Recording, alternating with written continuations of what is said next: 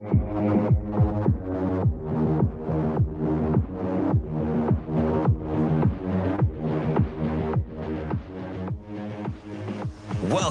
to Hurrdat Sports Radio. 3-2 pitch is hit high and deep to left field, and he got it. Big fly, Jordan Walker off the back of the bullpen. And the right-hander deals. And the pitch hit high in the air, deep left center field. Mitchell going over to the track, nearing the wall. He's out of room. It's into the Brewer bullpen. And Bryce Harper with a 2-run home run to give the Phillies the lead here in the sixth. A swing and a drive, deep left center field, on its way. Crow Armstrong takes a look, and it's into the bleachers for Shea Langoliers. Here's Leote with a swing and a long drive to right. It's on its way. It is history. A 2-run homer for Leote Taveras. 0-2 to Alonso. Fastball hit deep to left field. Back goes Wood. Onto the track in front of the wall. It's gone. Into the party deck. A 3-run homer for Pete Alonso, his third hit of the game. We're going to be, and we can be aggressive whenever it's needed. The ultimate offensive coordinators, most of the time we want yardage. I really don't care about stats and things of that nature. We just want to win the game. We take pride in being physical in the fourth quarter. We have certain goals we try to achieve as an offense and a defense in the fourth quarter of football games, because that's where the game is won. That's where you put people away. So we'll never stray. Never stray away from that. But if there's ever a time for us to have to be aggressive all the way through the fourth quarter, we 100% will be able to do that. Good morning. Welcome into Hurrdat Sports Radio, AM 590, ESPN Omaha, ESPN Tri-Cities. That's DB. I'm Ravi Lulla here on the Pillar Exterior stage. What's up, DB? Hi. How are you this morning? I'm good. Can I ask you a question? Absolutely. Is Shohei Ohtani going to go 50-50? Probably. How many games your Dodgers have left? 9, I think. And he's 2 of each? Yeah. Let me get you the exact total. I mean, that's not the first thing I thought you'd ask me, but I am fairly bright, so. It just seemed like something you might know because you're like, you kind of have. What is 90 plus 82? 172. That's too many. What is 90 plus 62? 152? 152. So yeah. They got 10 left? Yep. 10 games to get 2 homers and 2 steals. Yes. He will do it. Yeah, I think so. Yeah. Why did he start running so much this year? Because he's not pitching. He has a little more juice in the tank. Okay. I thought that might be it, but I wasn't sure. He can be aggressive. Yeah, because he hadn't gone more than mid-20s. Yeah, and I also think he enjoys sliding with oven mitts. I mean, if I had to be like 100% on what? Like with his little claws? Yes. His little lobster claws? I think he gets big, gigantic bases and oven mitts. Who wouldn't want to just run their brains out? I was just curious. He's no Bobby Witt Jr. going 30-30 back-to-back seasons for the old Royales. You know that 50-50 is more than 30-30, right? I do. You just don't like Ohtani. So can I be full disclosure? Yeah. I've tried to explain this to you, but I feel like you're not really listening. That wouldn't be the first time. I don't dislike Shohei. Okay. I don't like what comes with having that type of international superstar on your team. Okay. See, because do you know what I mean? Yeah, there's a lot of extra stuff. I remember I was part of the Daisuke Matsuzaka and I experience. think he's masking a lot of our issues because we have our attention on the wrong thing. Like, this isn't a super fundamentally sound team. Well, pitching's been an issue all year because of the injuries and stuff, right? Yeah, they do some weird things like on the base paths, and I think this is a big postseason for Dave Roberts. I do love Dave Roberts, but not as a manager. Yeah, you like him as the guy that can pinch run and help you win World Series. 100%. That's not anything remotely what I'm interested in. No, it doesn't help you. It doesn't help you at all now. help me a gosh darn. 20 years ago, big fan. It was pretty good. Big fan. But I have a question, though. Okay. Not that you've probably been paying attention to schedules. Almost certainly haven't been. Are the Braves going to make the postseason? Ooh, that's a good question. Are the Atlanta Braves going to? Now the Mets still have, I believe, 5 or 6 with the Phillies, so it's going to be tough. Going to be close. But they're legitimately 2 back with 10 to play. Yeah, they're in some danger. No, I'm telling you though, the Mets, they're gonna have to play well. Yeah, because they have the tougher schedule. Well, and the Phillies don't really need it though, right? Okay, I have another question. Okay, if you're the Phillies, mm-hmm. do you want the 1 seed and potentially have to see the Diamondbacks? Well, do you think the Phillies have Diamondbacks PTSD? Maybe. Or are you like, hey, let me go get those guys? Yeah, I don't know. I see the Diamondbacks. Low-key in the second half been playing really well. No, they're fantastic. Yeah. And they play in a way. I wouldn't say they play small ball, but it's kind of unusual for today's game. I could see them bothering the Phillies. Is it one of those games that, or one of those? But here's the deal. Styles that I definitely don't want the T-backs. Yeah. Is it one of those styles that translates better to the postseason, maybe in the regular season even?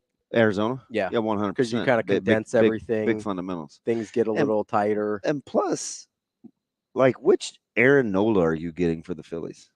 Yeah, I don't think they know. Sometimes he's really good.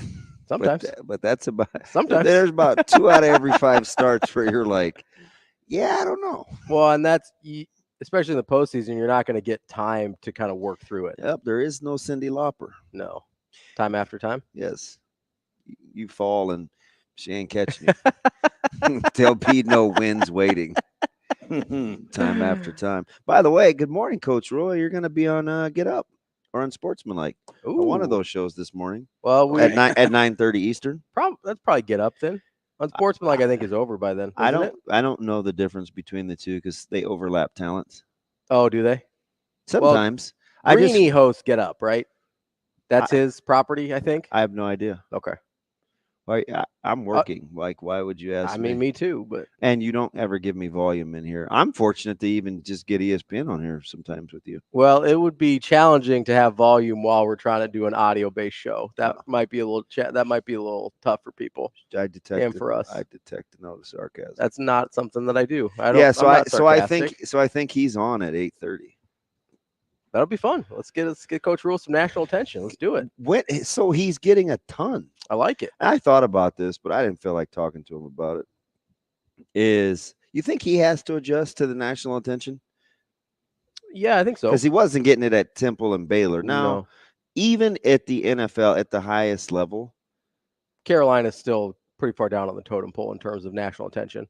Correct. Yeah. Like that's not – I mean – if you get national attention in Carolina, it's for a bad reason for the most part. Correct. Like we're seeing right now with Bryce Young and that whole situation.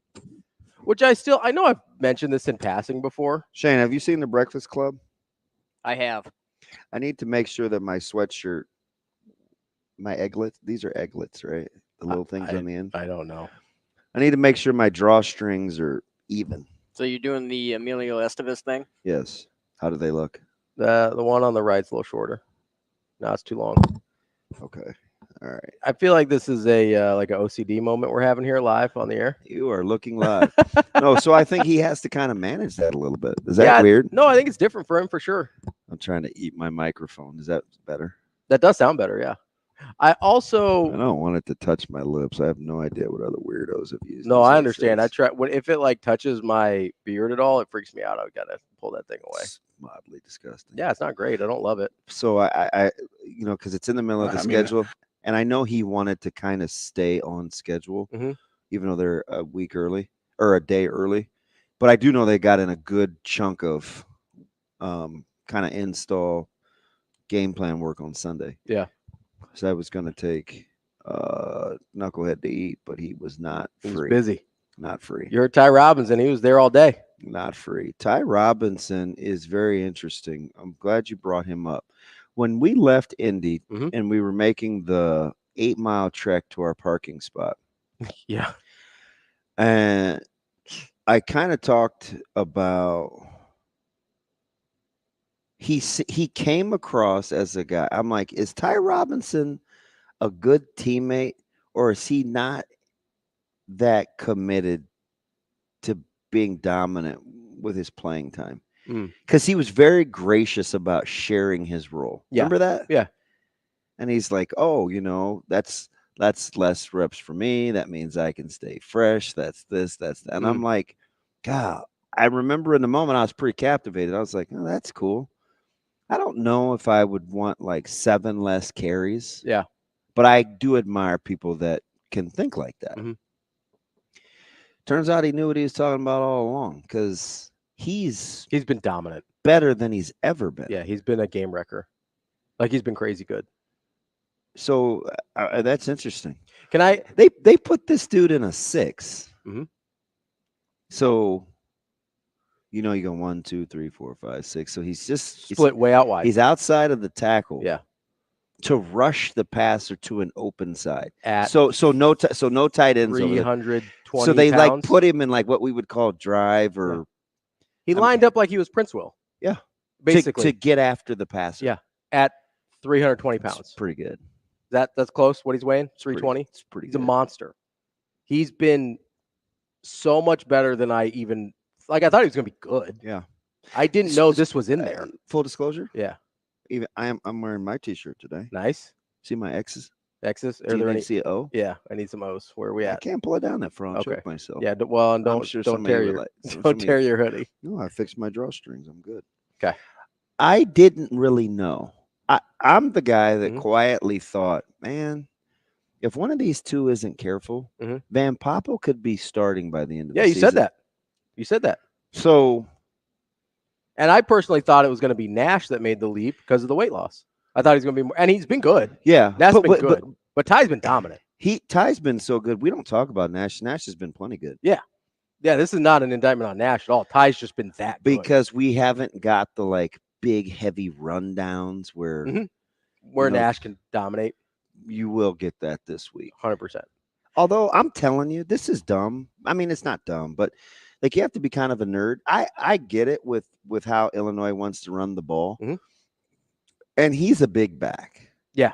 But he does not run behind his pads like Edwards and I would say he does less so than the UNI backs. Yeah. The UNI backs are really good at falling forward. Those guys using their body behind their, people are like, oh, what's wrong with Nebraska's tackling? I'm like, listen, man, that's hard to simulate. Because let's go back 2 weeks, right? What do you remember? If you remember this, I'll be really impressed. Do you remember one specific play I brought up in Colorado as being impressed with? Yeah, the open field tackle on the tight end by Mario Buford. How much did that guy weigh? He was 260. How much? 250. How much did the running backs weigh last week? Almost 250. So if I'm impressed with one open field tackle on a guy that size, that would kind of lead you to believe it's normal to struggle. Do I win like a pack of Jolly Ranchers for? No, that was super impressive. I'm very proud of you. Thank you. Even though it's Marquise Buford and not Mario, I get my Bufords. Here comes Buford. It's all right. I get my shavers mixed up too, and one of them hasn't been relevant for 50 years. So you know the difference even in that analogy. See that he caught that tight end going laterally. Yeah, left or right. So if we're impressed, you're catching these backs going downhill. And I look at it occasionally. I have this disorder where I fall back into offense, even though I've been defense now for 100 years. Yeah. As a running back, that's what those guys were supposed to do. You want to make it hard on tacklers. Yeah. We had just gotten so spoiled where it's like, okay, hey, 1-on-1, get them to the ground. Yeah. It doesn't as a back, that's the worst thing you want. If that was happening to our backs, we'd be pissed. Well, and you'd probably get pulled, right? Yeah, we'd be like, oh my God, you let him get to his legs in the open field. That guy sucks. Like you can't. But when it's our guys, it's hey, why didn't you tackle him? Make why that didn't you get him to the ground? Why do you let him fall forward? And I'm not excusing missed tackles, right? But there's a difference between missed tackles and the extra yardage. Nebraska gave up more yards after contact than they had given up in its totality all year. Yeah, the first 2 games combined. So because it was like 160 in the first 2 and 180 against UNI. So they have to get. They do have to get better, and I was talking about it with Striker during the broadcast. There's too much leaky yardage. But when you're kind of a grip, strip, slow down team, you better make sure that the first guy that gets there is securing first. Yeah. Then you can get to the you got to get the vice grip, get the next guy in to strip and all of that stuff. Because I mean, they are really good at getting kind of that philosophy, but you got to stop progress first. So I just think he does not run, but he's a big boy, but he doesn't run big. I can see that. So I'll be curious to see how Nebraska makes that adjustment. Who's like a more famous example of that for people for like a frame of reference? Like a big back. Like a big back that doesn't run big. That maybe like to dance a little too much. So it's not a dancing thing. They're just not a heavy runner. Okay. So it's like a big boxer that doesn't have heavy hands. This is weird. Okay. But I think of like a Lorenzo White. Okay. Going back a little bit. Yeah. Is that Oilers? Yeah. Yeah. You know, not a got to square this guy up. Right. Big guy, but not not scary. Right. This guy in a similar era that was kind of just the opposite. It was a guy like Rodney Hampton. Hampton got behind his pads. Ran heavy. Yeah. Same size guys. Right. Just kind of a different style. I want to go back to Ty for a second. Okay. Because that mentality. Did this start from asking me how I was doing this morning? Yeah, we got to Shohei at some point. I don't know how or why. Because I like the 50-50 thing. I think it's interesting. But this might be the worst concoction ever created. This is absolutely trash. What do we got today? Cherry limeade? So we have some leftover Spark. I'm tasting a little salt. I wanted bubbles, but I didn't want to open my can yet. So I used club soda. That's a mistake. Yeah, it's not good. It's all right. I mean, it's not even in the neighborhood of good. Take two. Let's try again. No, we're fortunate that that didn't come back up. Wowzer. I wanted to ask you about Ty, that mentality you're talking about with Ty, because I think there's a point where you're good enough, and I don't know if this is the case for him or not. This is OCD. I'm seeing how I can get these bubbles without it overflowing. Yeah. Is that not childish? Yeah, I mean, it's the being competitive with yourself thing. I was using my left hand, so I wanted to see if I could do it. Yeah, you're definitely going to have to drink some of that down before you put the lid back on, though. Maybe. Let it settle. Yeah, you're going to have a problem there. Yeah, well. But when you're good enough, it kind of gives you, and I don't know if this is Ty, if this is what's happening with Ty or not, but when you're good enough, it kind of gives you some latitude to give up some things and not feel insecure. Like, no, that's a good point. Yeah. We saw this, and this is like kind of the most extreme example, but we saw this with Steph Curry when Kevin Durant came to town. Like Steph Curry was like, we heard Klay Thompson. He's like, I'm not giving up bleep. Steph Curry's like, no, we're cool. He gave up shots per game. He gave up chances at more MVPs. He gave up however many points per game so that Kevin Durant could come in and thrive. You know who was really good at that? Who? Really good at that. He was a great, he was really good at this. But you talk about, man, that's how Lawrence was. Yeah. Oh, yeah. Well, that would have been my thought in that room. Who would have been like that? He was really good at that. He was so secure. He's like, oh, man, throw him a bone. I mean, he didn't say that like we were scrubs. Yeah. But it's like, no, man, you get yours too. Yeah. And then he can see the benefit of, I'm fresh all the time. Yeah. So good luck when I'm fresh. When he was playing. Yeah. Yeah. Right. Yeah. But like, good luck when I'm fresh. Have fun. That's how he looked at it. Because he practiced so hard. Because that's how Ty sounds. Or that's how he sounded in Indy. Well, and what did Coach Rhule say about the way that he practices? He comes to practice every day. I talk about that a ton. It almost like that ad nauseum thing where with our guys where you just want the game to be downhill. And I think people, they understand it and they grasp it until like you're in it. Yeah, it's like philosophically it was extremely hot and we're in full pads and offense went first and then we've got to do defensive individual, then Skelly, then team, and it's 5:05. You've been out there for an hour 40 and it's like, can I think? Yeah. Can I function? Can we hit this substitution pattern? This is a big quarterback. You're going to have to get him to the ground. You're going to have to play when you're like, we think we like the idea of it.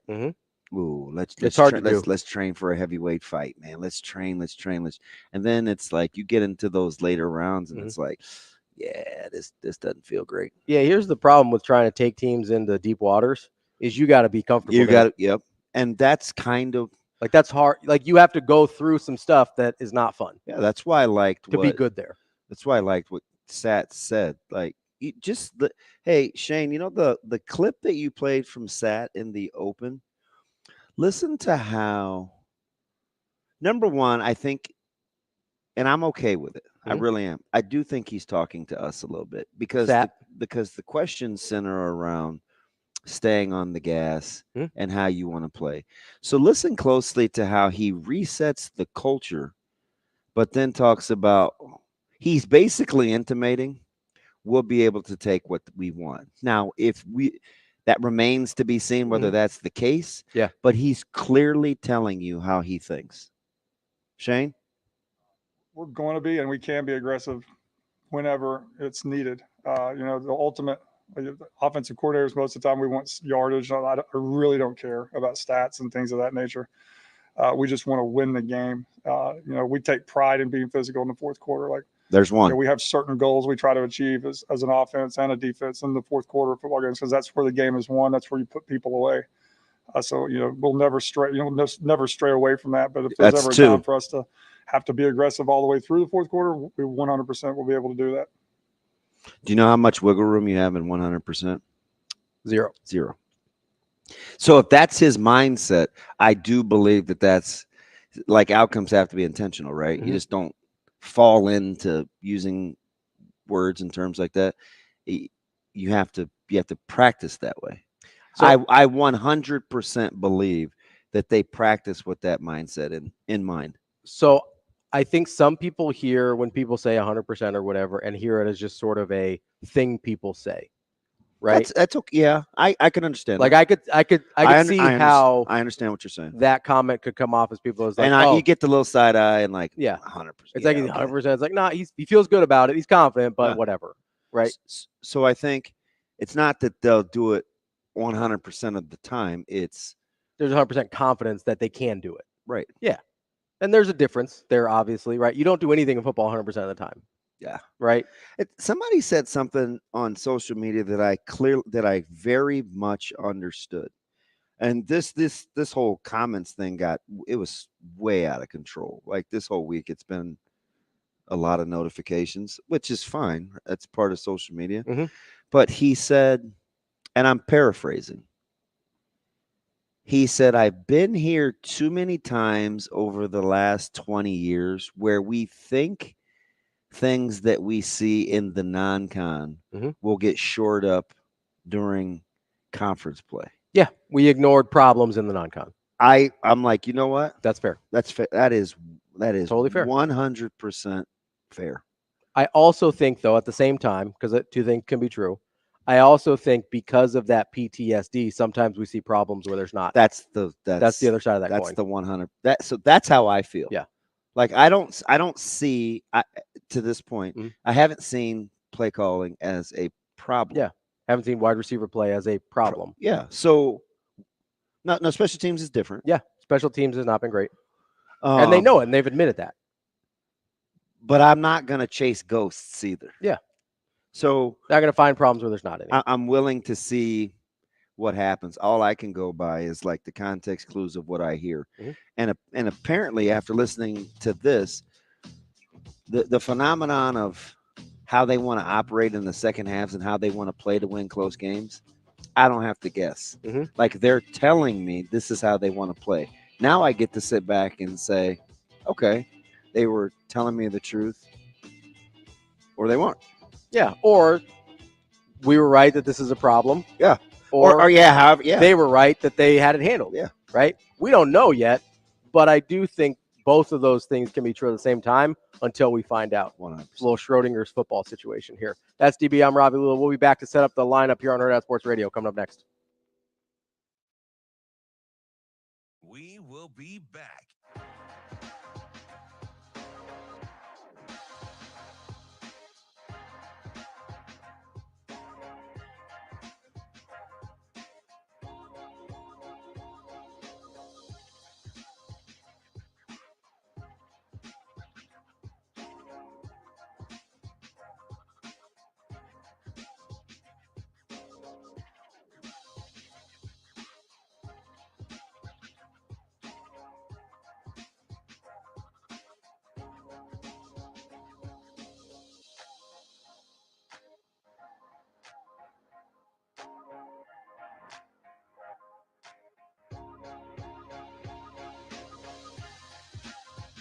We will be back.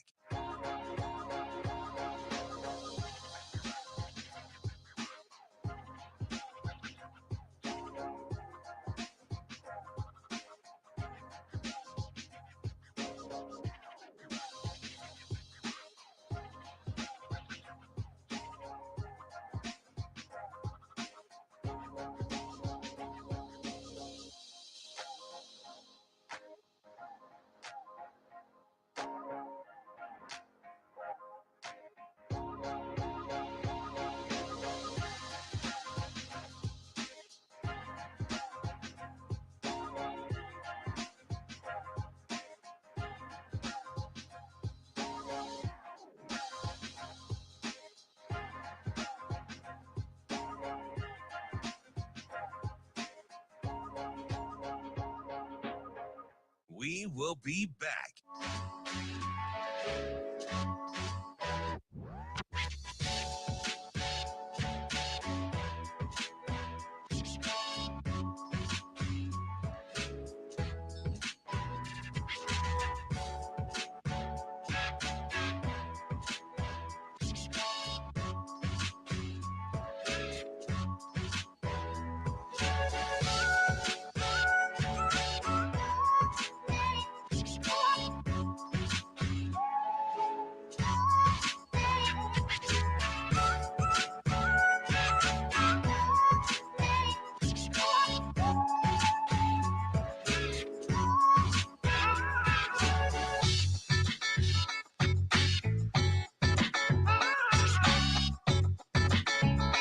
We will be back.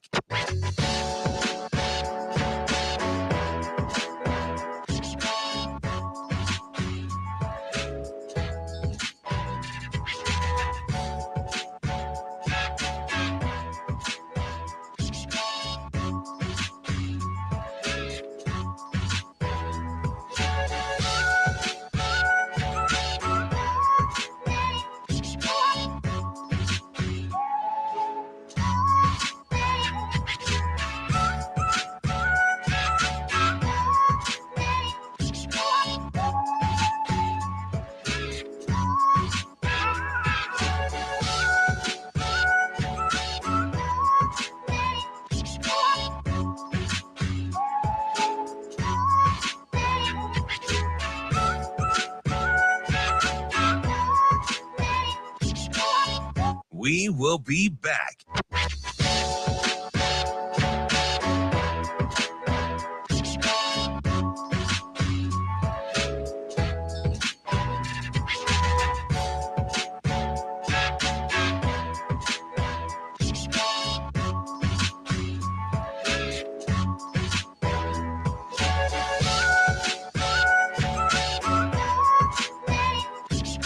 We will be back.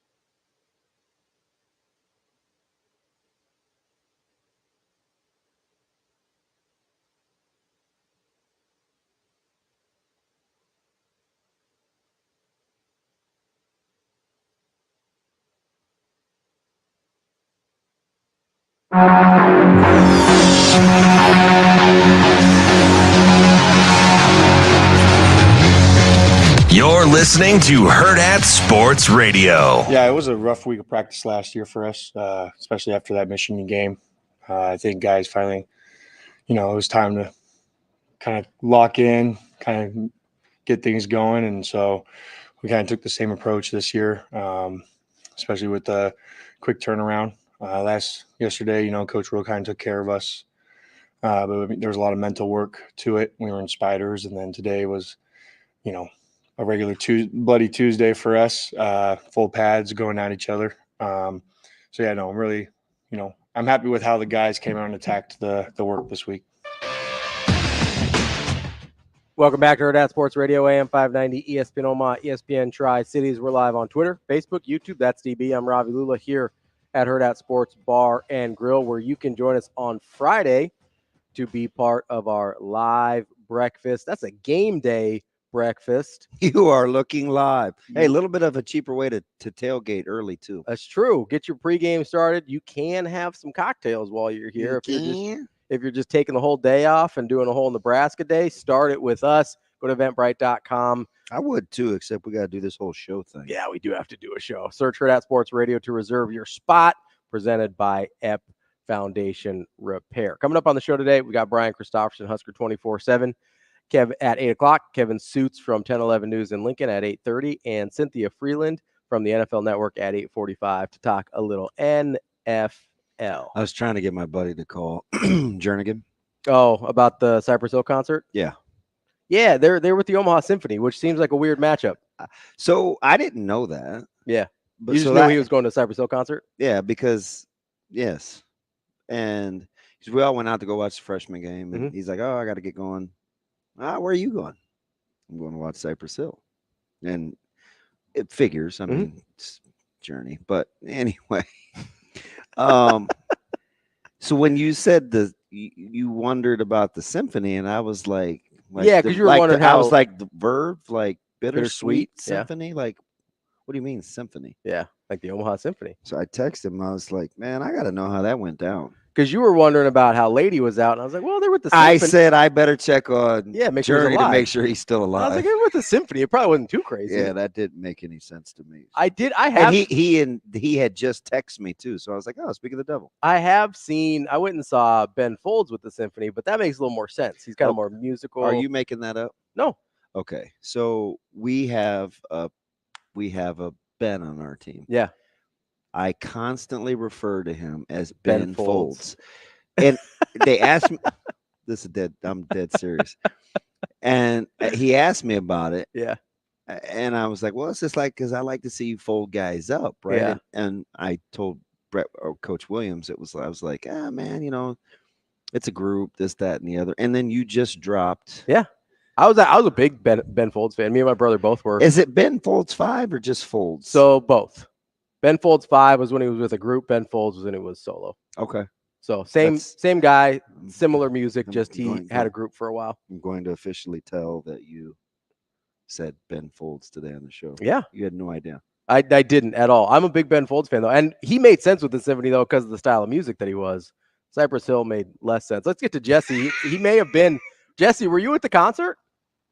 I was at the concert. Okay, so how did that work with the Symphony in Cypress Hill? Okay, first, full disclosure. Let me get this out of the way. Jesse, this is why you don't stereotype. I have not once in my life looked at Jesse, who I've seen 1,000 times, and thought, you know what? Cypress Hill guy. That's the guy that likes Cypress Hill. What in the world, Jesse? It was actually a good time. So they put the Symphony on the stage, and then they've got like 2 drum sets in the front, and the conductor comes out, Symphony's out there, and then Cypress Hill comes out, and they all got suits on, and what? They just start doing their thing. And if you really think about Cypress Hill music, it's all basically unplugged. Like, yeah. They were, yeah. And, yeah, so you've got your drums, which is most of it, and then, I mean, you got your stand-up bass playing the bass, and it sounded great. I'll tell you this right now, and I told my wife and the other couple we were with, they could take this thing to Vegas and just absolutely crush. They would sell out for 6 months straight. It was a really good show. It was very chill. You know what? You wouldn't believe it. I think people might have been smoking drugs there. It was no way. And I mean, insane to the membrane, like they're notorious. I mean, their website literally pops up with a leaf next to it. So it was cool. They played. They started right out. They said we're gonna play the whole Black Sunday album front to back. They did, and then they finished with like their other 3 songs that everybody knows. So really great show. They said they're gonna probably do it more and probably come back here next year and do it again. And if you are curious, you can go on YouTube. They did it in July in London with the London Philharmonic or whatever, and then they did it last year in Denver. And so they've done it a couple of times, but I think it's going to be a more regular thing that they do. And I would highly recommend it to anybody. All right, Jesse, might write that down on my bingo card. I appreciate that, Jesse. That is incredible. No problem, guys. Thanks for educating us. The last time I saw Jesse, which was just a couple of weeks ago, he was taking his mom to lunch at Paisans. Guy's my witness. I take my mom to lunch all the time. Just you don't think I'd go to Cypress Hill? Little nice Jesse with his mom just grabbing some lunch. Man, my man is like, I was at Cypress Hill. I think people may have been smoking drugs. Incredible. So do you just like turn a blind nose to that? I think you must. Unless you cease, because what's usually the charge, right? Possession. So if you're not, well, I look like? Elliot Stabler? I mean, how would I know? You know, friends in law enforcement. I have lots of those guys. See, that's what you know. A couple gals. Couple gals as well. Yes. I think typically. I forgot. Sorry, Mom. I'm not supposed to say gals. Is gals not okay anymore? I don't know. I can't remember what her rationale was. I think she said it sounds too old. I don't know. I have to ask her. I don't want to put words in her mouth. All right. She gets mad when I do that. We'll figure it out later. You make me sound so. And then it's like. Didn't mean to go into character there either. But usually it's like a possession issue. So if you don't see them with it on them, then, you know, I think it's kind of like, well. I mean, not to get back into the whole roll down the window thing, but don't you get in trouble for smelling it? I think you can suspect for smelling it, but you don't actually get in trouble until you're possessing it. Oh, okay. You know what I mean? Yeah. I think. I don't know. Then you'd say what the kids say. It's my parents. I'm borrowing my mom's car. I would just be like, I was just at the Cypress Hill concert. It's secondhand. I didn't do anything. I'm clean, officer. All right. Well, my man Jesse has some range. I think the other problem is now, since you've got all those like Delta 8 shops and stuff around, which are legal, that smells pretty similar. Yeah. So you'd be really hard to distinguish. Wait, Delta 8 is illegal? No, Delta 8 is legal. Oh, okay. I misunderstood. Yeah, no, it's legal. So like, and don't they have 9s now? And yeah, Delta 8, Delta 9, like that's all legal because it's derivatives of a different part of the plant. It's pretty scary, but go ahead, keep educating. But that smells almost identical. And so I've been told. But so if you, I don't know what I've been. Delish.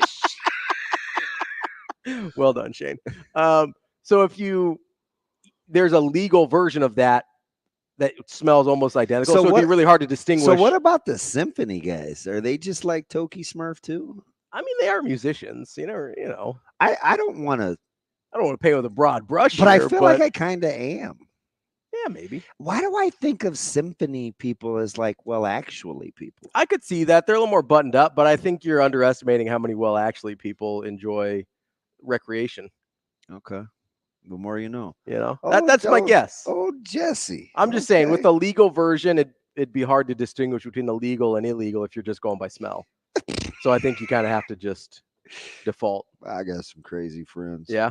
Yeah. My man said his stuff has covers from here to Lincoln. That would make a lot of sense. Yeah.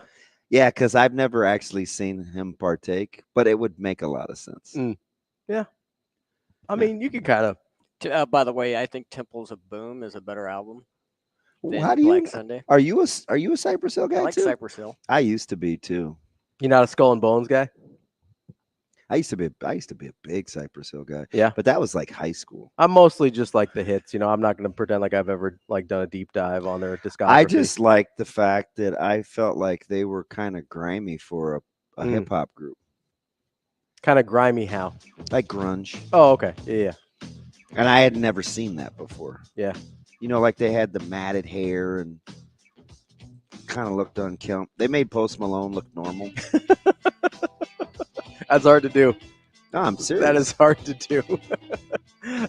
Coming up, we'll wrap up hour number 1. We'll probably talk about something other than Cypress Hill at some point. It's Jesse's fault. It is Jesse's fault. We should have asked him about Notre Dame. We do appreciate him giving us some clarification on the Symphony there because I think we were all confused.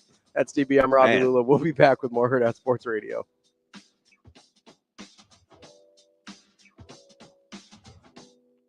We will be back.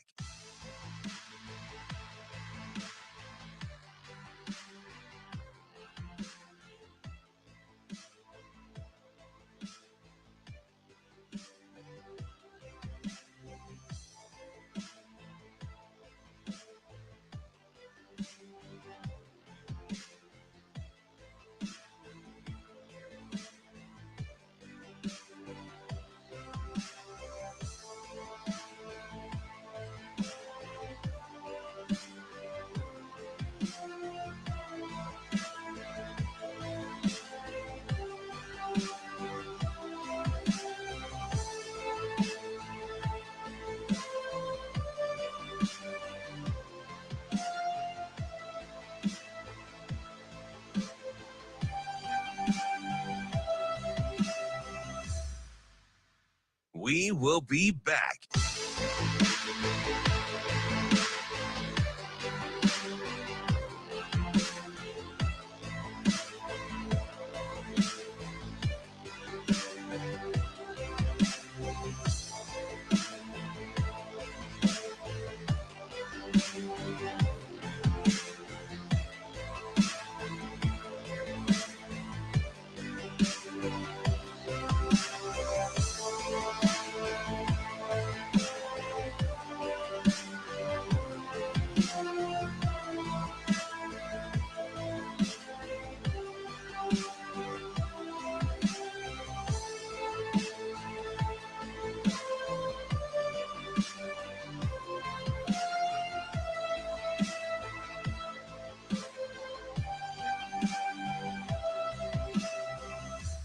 We will be back.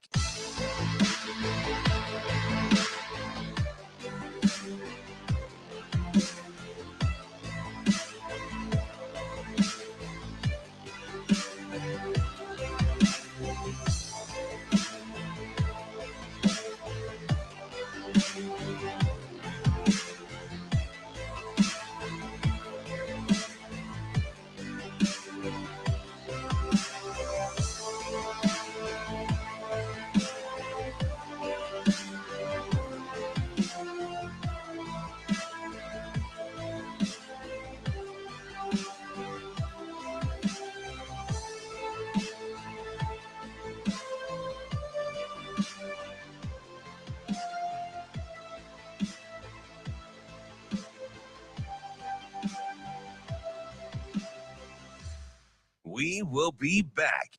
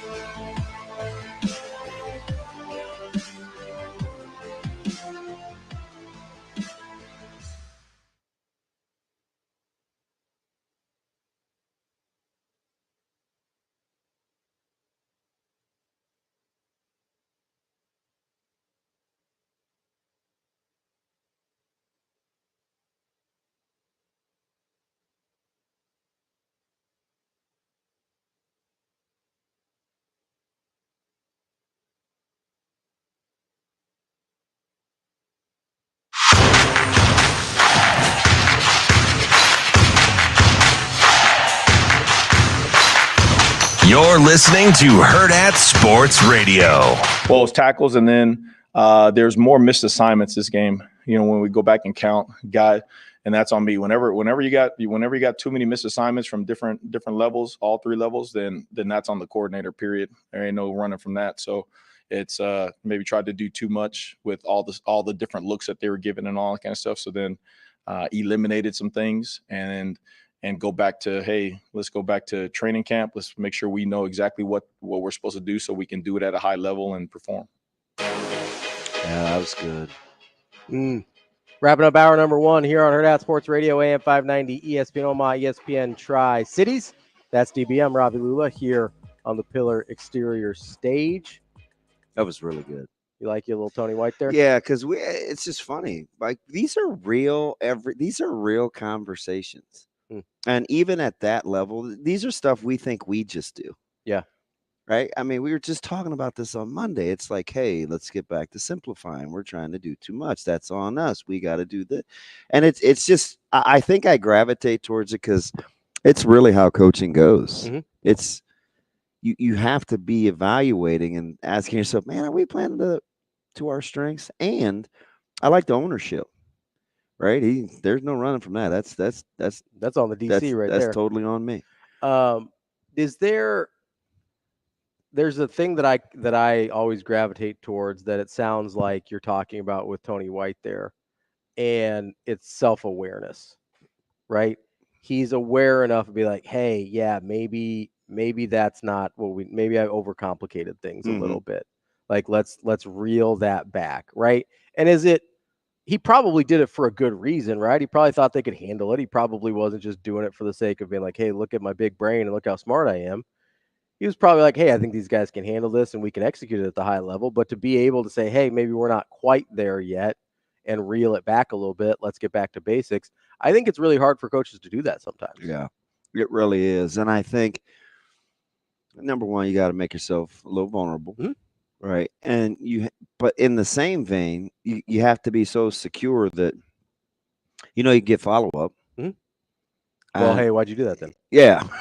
Yeah. Right. That's the natural question. question. Then that opens up a whole nother can. So shoot, man, I kind of like that. And I think I just hear the clues, and I haven't heard enough from the offensive guys. And somebody asked me yesterday, I don't know if it was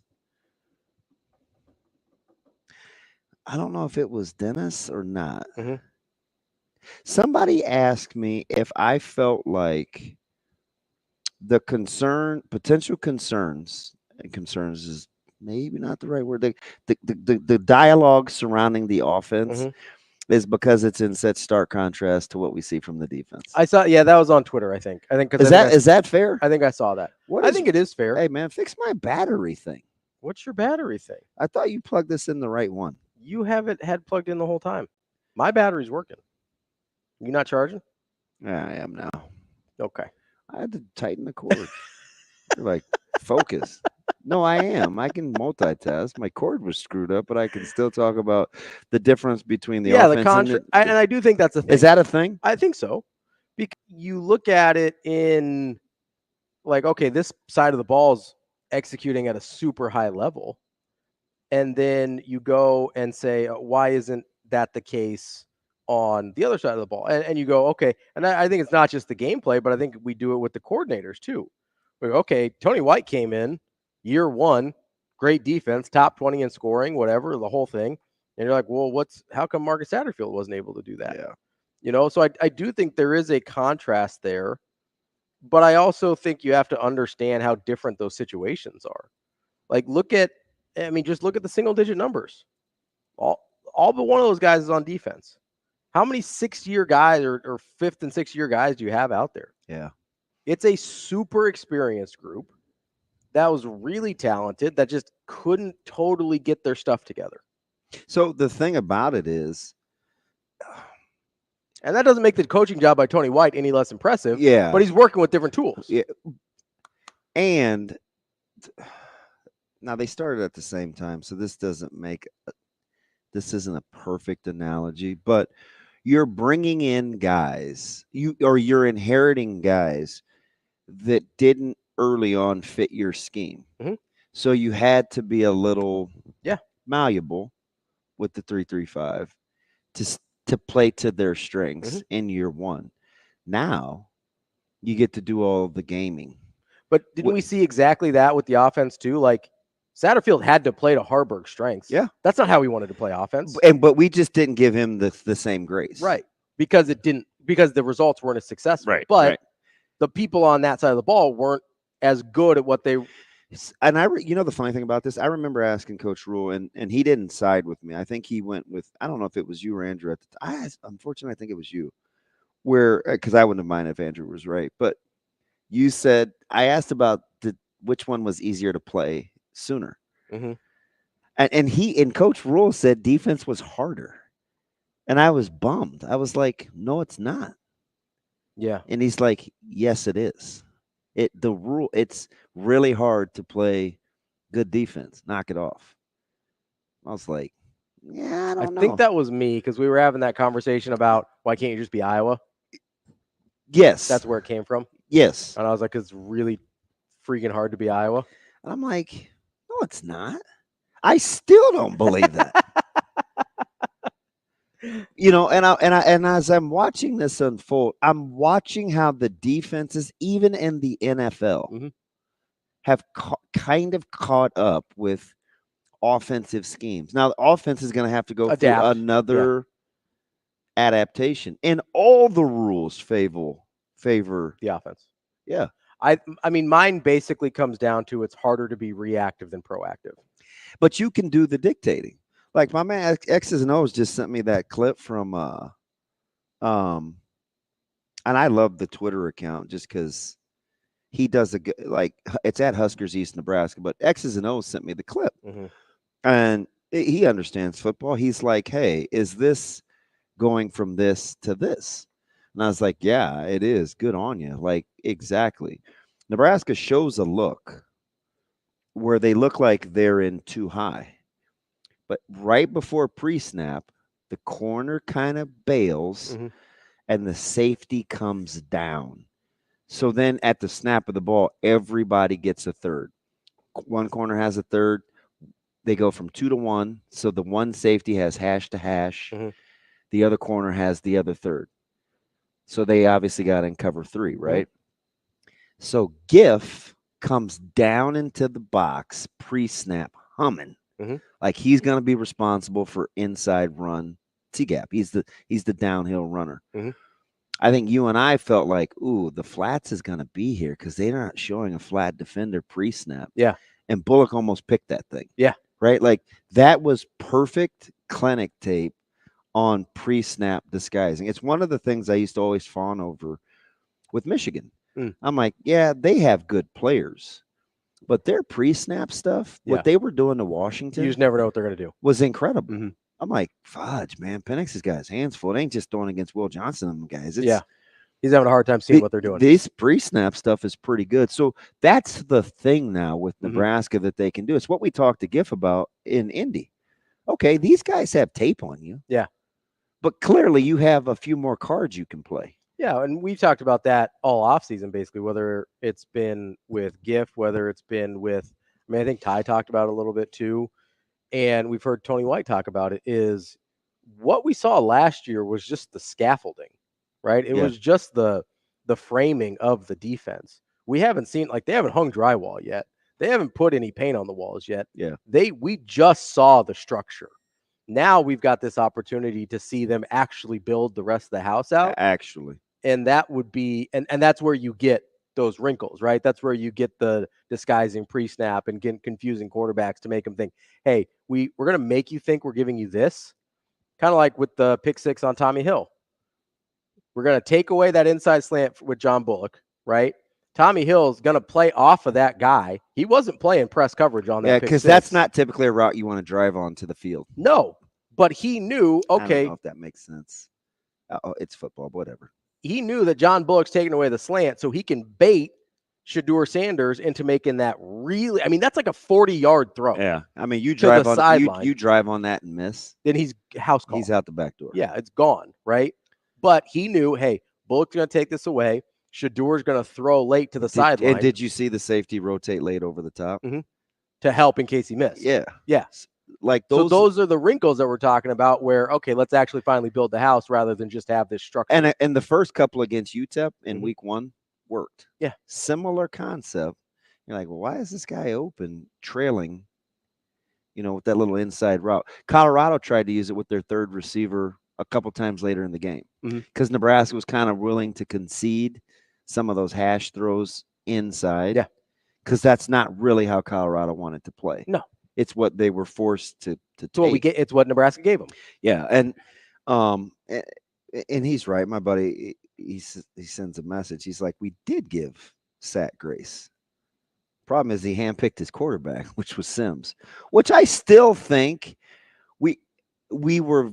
Go ahead, because I don't know if that's true. Why? Well, okay, there was nothing really in the room. I mean, yet Casey Thompson was still here in the spring, right? But again, we do this all the time with transfer portal. Like, you don't just get to pick your guy; they have to want to come there too. I do think, though, if we're being honest, right? They thought he was better than he was. I definitely think that. And with how kind of Casey was wanting to be in the know late, I think they just decided to go a different direction. Like, they rolled the dice. Yeah, and it didn't work. And it didn't work. But I think there was way more of like, hey, we'd rather have Casey here. I mean, I get it, but that we do have to be honest that was probably the first and the most glaring fib, right? Yeah. Because we did hear he was a Sunday guy. For sure. And I mean, I don't know. We can get to this later. We got Brian Christopherson coming up next here on Hurrdat Sports Radio. We will be back.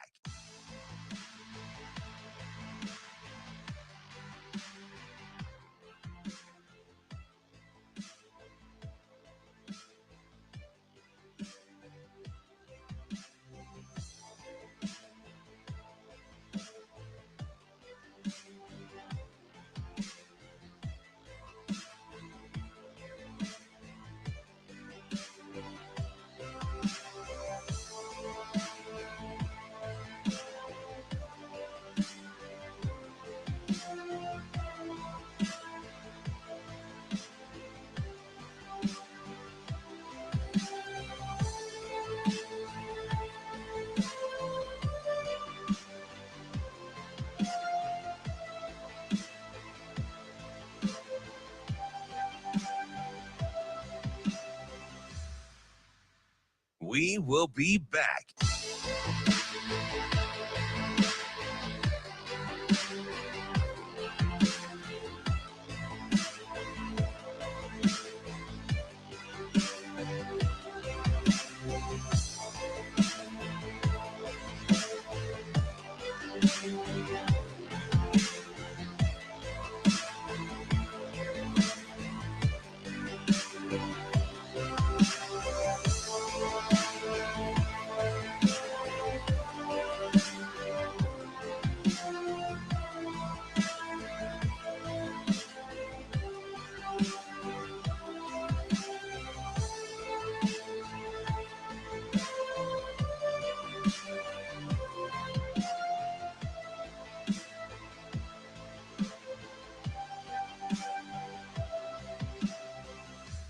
We will be back.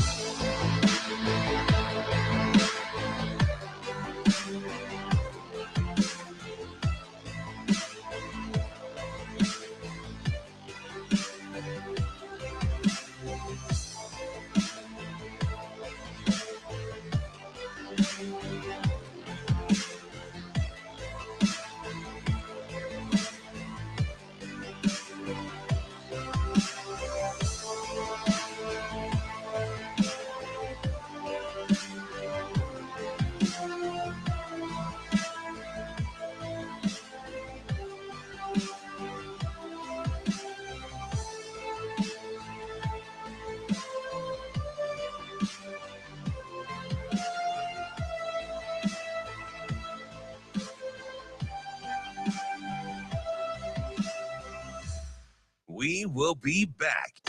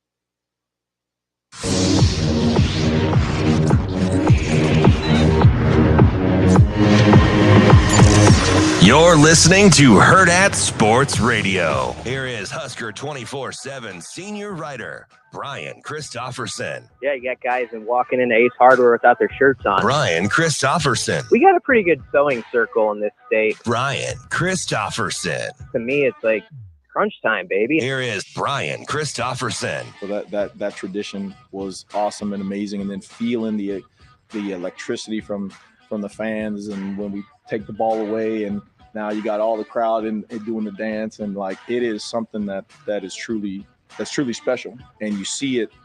I mean, you talk to the recruits and stuff after the game, and they're just like, wow, I've been to a lot of games, but it's like different. It's just different. So again, that's just being part of, and really humbly saying it, that being part of something truly, truly magical, truly special in Nebraska. Kicking off hour number 2 here on Hurrdat Sports Radio, AM 590, ESPN Omaha, ESPN Tri-Cities. We're live on Twitter, Facebook, YouTube. That's DB. I'm Ravi Lulla. We are joined now by Brian Christopherson of Husker 24/7. What's up, BC? Oh, not a lot. How are you fellas doing? Brian, Sam Darnold Christopherson. How are you? I'm glad you went that route as opposed to like Johan Duran or something. Right now we're Duran? And we're hanging. Hey, so just... how desperately are you not seeking Susan, but Mr. Ryan? Like, you guys got to really hang in there here down the stretch. Yeah, it's a very small branch that's breaking right now that we're trying to grab. We're a game and a half up. We are a game and a half up on the Tigers. I'm a clubhouse attendant, so I say we. But we do own the tiebreaker over Detroit, but Detroit will not lose. I mean, this is the one time I'm actually rooting for the stinking Royals. I know there's a lot of you around here. I don't mean any ill will. Yeah, there's a lot of you around here. A lot of you people. But I'm rooting for those guys, and they're letting me down. Tigers keep beating them, so I don't think the Twins are going to hang on. I think Detroit's going to catch them. That's my prediction.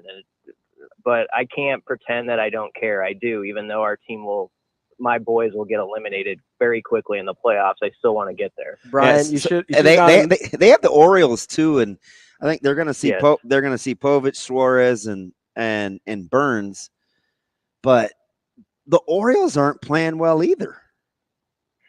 Orioles might have played themselves out of the East race by then, so maybe they won't care that much. That's one thing. The Twins play at Boston this weekend. Boston's kind of flailing, but Boston's still good enough to win 2 out of 3 against our boys or sweep them. So, Twins got to just get through this week and win like 2 of the next 5 on the road, and then really have a great homestand. Hey, that's probably all the Twins talk people want to hear. I know this isn't necessarily Twins territory. Do the Braves get in? I don't think so. They're 2 out now, right? Yeah, but the Mets their schedule isn't great down the stretch, but they are playing good baseball because they have. How many do they have with they have 1, 2, 3. They have 4 with the Phillies still left, and 3 with Atlanta, and 3 with Milwaukee. Yeah, that's grimy. Yeah, it is. I bet the guy who's feeling like $1 million is Ed Foley with baseball. He's a diehard Phillies fan, so you should mix it up with him. I'm saving the question for him that I asked Ravi. I was like, man, do the Phillies really try to avoid the Diamondbacks? Like, do they try to get out of that one spot? That's interesting. Yeah, they might have Diamondbacks PTSD from a year ago. My last thought on the playoff race is the best spot in the AL is the 6th seed as opposed to the 5 seed, because you get the Astros, who I would rather play than Baltimore personally. But you did make the point, or the Orioles are struggling, so maybe I'm wrong there. But I'd take my chances against Houston. The Astros are a little duct tapey. I don't know how they're doing it, but I'm glad they beat the Fathers last night, though. I don't want San Diego anywhere near Los Angeles in the postseason. I appreciate the Buster Olney spot, BC. That's pretty good, man. Yeah, that's all I got. That's all I got for that. Very, very, very good. You went from Sam Darnold to Buster Olney. That's pretty good versatility. I was about to make 8 different snarky Boston jokes about how they're terrible, but would you like to go back to being Brian Christopherson from 24/7? Yeah, we could do that. Okay. Big game ahead here, so we can cover that. We're gonna use that transition, right? You were talking about a little PTSD. Do Nebraska football fans have PTSD with Marcus Satterfield from last year? Is that why we're having a hard time properly evaluating him this year? Because of Sims? Because of the PTSD of the Jeff Sims and the whole thing last year. You know what? I don't know what the polling would be on that.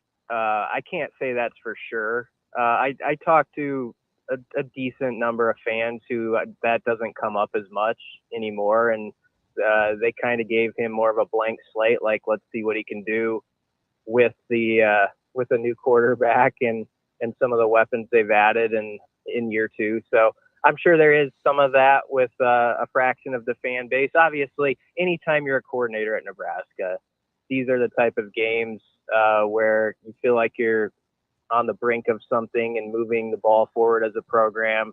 You have to have a nice night. Otherwise, you're only as good as your last game, right? That's the way it's always been for coaches in these parts. That said, I think you have to say they're coming off a pretty good performance efficiency-wise last Saturday. And, you just got to build on that. And I think this is an Illinois team that can run the ball on a little bit. I know there's a lot of respect, as you've heard all week, for their secondary, some veterans back there and how they disguise what they're doing. And it's going to be a good chess match for young Rhule. But I do think he can get the assist from a good running game if that O-line comes to play, because I even talking with the Illinois guys, I think that if there's a weakness that if there's something they're wondering about, it's how they can stand up against a team that really tries to run the ball on them. BC, can I make an argument that if Nebraska fans didn't feel like Satterfield had anointed Sims last year, let's say that like maybe he wanted Casey Thompson in the room and Casey Thompson didn't want to operate the way he wanted to operate.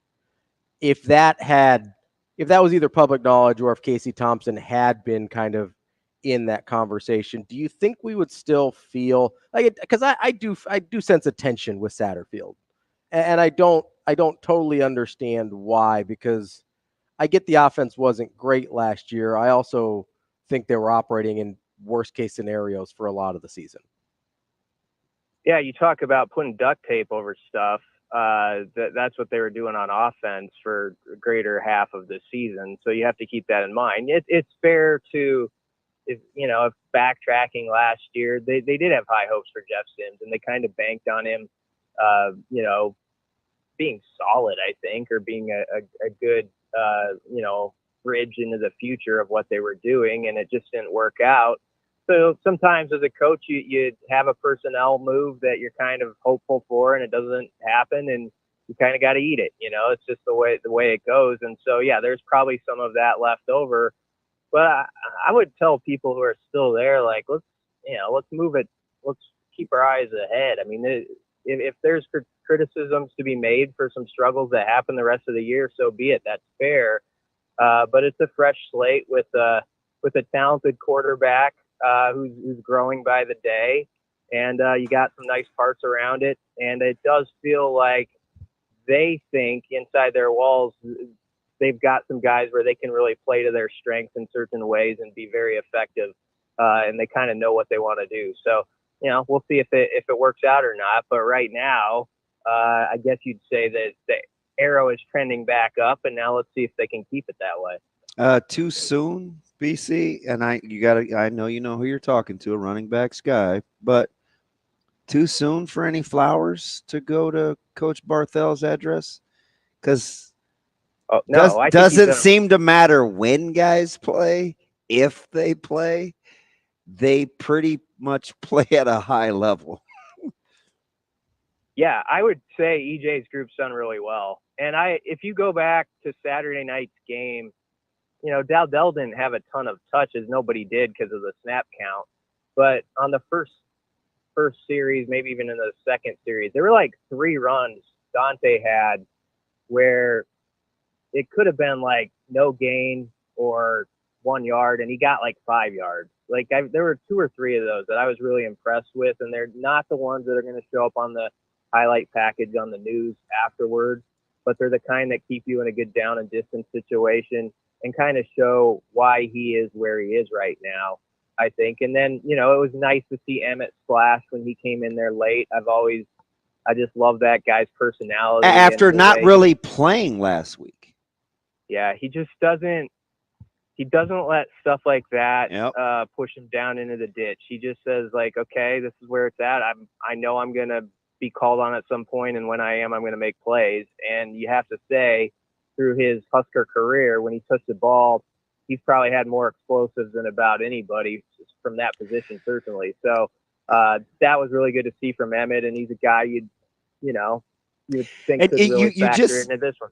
You just can't pull that off in that room without being a good communicator. Like, you have to be clear with kind of what the plan is, or the high level has to be the trust level has to be really high, or guys don't respond like that. Trust me, like a bit, it has to be at a high level, because that's a tough position group personality wise, historically, running backs to manage, because we can be on the high, we can be needy. No. Oh yeah, I can tell. Yeah. Wow. No. I do think, one thing I'd say though is, like, back in your day, Damon, Nebraska was that program that you did have to handle that, because you had 4 or 5 guys who were really gifted, and that was just, the stable was always full like that. So it's kind of cool that we're now having this conversation 3 games in the season where we really like where they're trending, and you like, at least 3 guys pretty well. So that's good, but I think you're accurate. It does take a coach with the right touch, as far as being transparent about, this is why we're doing this, and this is what we're going to do here. And obviously so far it seemed to work out, and it's going to be a long season. There's going to be something where someone has a setback, unfortunately. That's just how it goes at that spot. And so you're going to have to call on everybody. And maybe some guys we're not even talking about as much now at that position. That's how it happened a year ago, and it could very well happen this fall. And I think this coaching staff does a good job of always putting it in front of guys like, hey, we're planning on playing more than 12 games this year, and there's a good chance you're going to get called on at some point. You better be ready, because it's probably happening. And if you can get guys to really buy into that and stay at the ready, that's a good coaching job right there. That's like half the battle. BC, I asked Ravi earlier if, because I think Coach Rhule is getting ready to go on one of the shows this morning on ESPN. I think I heard it on my way in, like 8:30 or something, and I asked Ravi, even though that he's been in Carolina, from a national standpoint to the good, is this different for him? Because I even think we talk about his accomplishments at Temple and Baylor as kind of like this yesteryear thing. But I feel like the national intensity has ratcheted up. Like, we jumped from not going to a bowl game to playoff dark horse. You just kind of casually referenced playing more than 12 games, and it's like, wait a minute, really? Yeah. Is there a transition for him as well, do you think? I don't know. I just know that there's not much he hasn't handled. Yeah, I think he has always thought that this team, this program, was. He's given credit first off to some of the previous coaches, and I always respect that about him too. Yep. Some of the position coaches, he's always went out of his way to say that, and because of that, he inherited your guys like Giff and Ty Robinson and Nash, and we go down the list. All these guys who have been around and been through it, and they just have the right mentality. They have the Rhule kind of mentality that was already sort of there. They just had to build upon it. And so I think that helped him, and it told him right away, like, maybe I can be a year further ahead here than I have been at other places, because some of that groundwork is there. I've always sensed that was the thinking.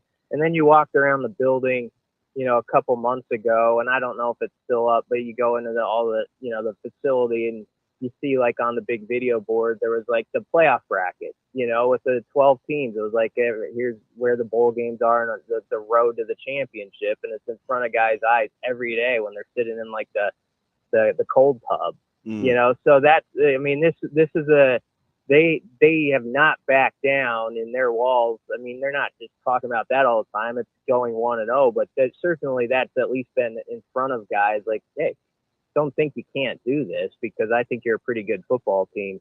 And, you watch us chasing three things and you see how he communicates that to them before the Colorado game. Says, this is a good football team, and I think the guys believe they are too. And so because of that, I also don't sense on Friday night within the team, there's like this sense of like, oh no, how are we going to handle this stage or not? We'll see if they do. But I think they're really a bunch that expects good things to happen more than you would think for a team that hasn't been to a bowl since 2016.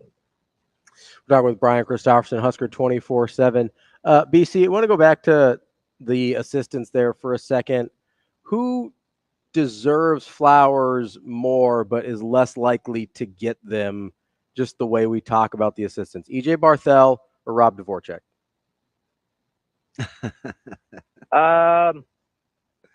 Maybe Dvorak. That's a good question. It's like they're both really good, right? Apparently. Yeah. I mean, the results would indicate. And you know what's funny listening to him ask that question? I feel like as a fan base, we felt the same about their respective position groups. We were kind of like, okay, yep, that's nice. But we weren't like, ooh, studs, right? Like, I kind of feel like that. Definitely. They're one and the same, those two spots. And, Bullock and Bayer, just the way they have played off each other. I mean, Bayer, the way he attacked that Colorado game, especially after the comments, and that he just backed it up. I love that, and I don't know if they like that he said that or not. Well, they pumped out the video on IG, right? And that came from the football department. Like, they backed him. Was it after the game? Maybe, yes, but I don't know. Yeah. But whether they liked it beforehand or not, maybe they did, because I think he just said the quiet part out loud. So I don't think it was anything that everybody else was thinking the same thing. But the fact is, he went out there and he said, okay, there's not going to be two guys you're going to need two guys to block me on special teams when I come down there. And then he bulldozed someone over and he did that. He had the fourth down stop. And you're right. Like at linebacker, they're just getting an awful lot out of him, but also John Bullock. Rhule had a comment before the season, like he's an all-conference type of guy. And I have to be honest, when I heard that, I thought, oh, that's kind of one of those, like, head coach says something nice about a guy. It's a little elevated from what he actually is. I don't know. 3 games in, he's playing at a level where you'd have to put him amongst some of the better guys in this league. He's just been all over the field. That first drive Colorado had in the second half, I know they got 3 points out of it, but they didn't get 7. And the big part was John Bullock was just every freaking where you could possibly be, it felt like. And he's had some series like that where he's just erased stuff and been a menace to the other side. So you got to give Dvorak his due. Well, and BC, I think we also are forgetting Javen Rice not playing, who was going to be a starter. And, I mean, maybe I'm wrong here, but doesn't he also get credit for, like, guys that we kind of sort of lump in with the defensive linemen, but are actually linebackers, like MJ Sherman and Prince Will and guys like that? Like, those are linebackers too. Like, we never talk about them when we're talking about Dvorak. Good call. Yeah, you get some credit for them. Jack Potenza as well. I like him. I like him, BC. Good dude. Yeah, well, I mean, he's doing a good job, obviously, because MJ Sherman, you talk about someone who was kind of like left for like dead, the running backs and linebackers, where it's like, okay. All the hype had kind of subsided from last year when he came in from Georgia, and there's all that. And then it's like, oh, okay, maybe he wasn't quite what we thought he was. And now people are seeing, okay, it's sort of like Ty Robinson and some of these guys. There is more there, and the staff has been getting it out of them on the defensive side. MJ Sherman's playing at a really high level, and Prince Will, I mean, he goes 100 miles an hour, and occasionally you wonder if a flag or two is going to come out with it, but he gets there in a hurry. It's going to be fun to watch that as he keeps growing into that spot. He just is such elite talent, I would say. It's not all there yet, but you can see it coming together, and it's kind of fun. BC, how did the I'd be curious to see, like, if you looked around the room and were like, he's not talking to me. How did the maybe I can't be so candid with you guys land with your cohorts in the media? I didn't hear anything much about it. I'm trying to think what it was connected to. There's so many things that run together. It was the special teams, because he was talking about how they've been practicing well, but they have to do it in games. And I think it was Bruntz actually asked, well, what's not translating? Yeah. And he took the opportunity to get into the negativity about the wide receivers too. Yes. Yeah. And so I think that's where it started, though. Yeah, I don't know. I didn't hear much about it from the media part, from our segment. It's all fair game. Like, the media writes stuff sometimes or interpret stuff a certain way, and sometimes the coach will be like, I don't think you interpreted that the right way. That definitely happens. So, maybe that was one of those cases. I don't think it was a big thing. It was probably Bruntz. Bruntz just gets under people's skin. He's got that personality where you're like, what's up? You're still wearing the A's hat like they're staying in Oakland. It's just frustrating. So, hey, that's a Miller North guy. Be nice. I know. Bruntz is one of the best dudes around. I hopefully people know that. I'm joking. But, yeah, I didn't take anything of it, Damon. And I also think he's always doing whatever, like, he's speaking to his team sometimes, and he's going to protect his team in certain spots too. And that's what he should do. BC, as we get into Illinois, which, we've only got like a minute and a half left. We've been talking about other stuff. That's okay. As we get into Illinois, what are your expectations this week? Do you expect it to look a lot like Northern Iowa? Like, I'm having a hard time kind of putting my finger on how I think this game's going to play out. I expected the defense to come out with their hair on fire and have it tightened up more than last week. And I do think it's a big deal to have Bayer on the field for the whole game. I think, like you heard Tony White talk about him and Jamari, they do add some juice or some edginess. That's very true.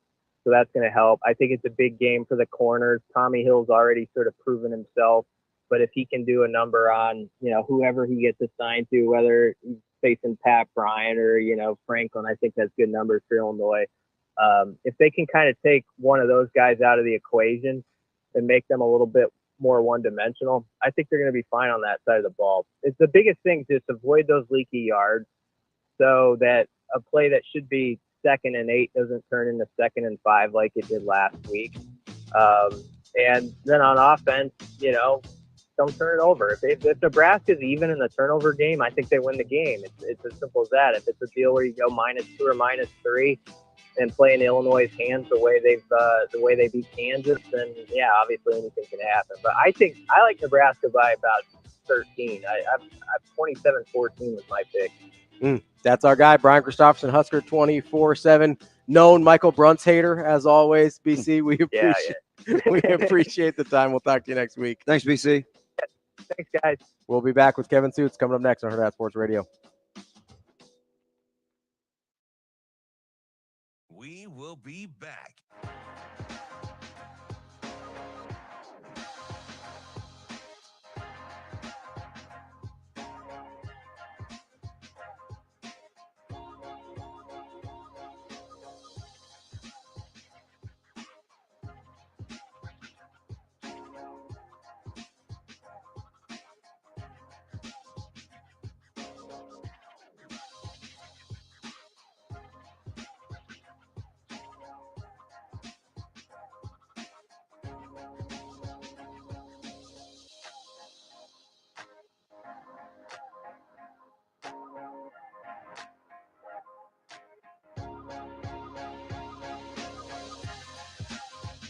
We will be back.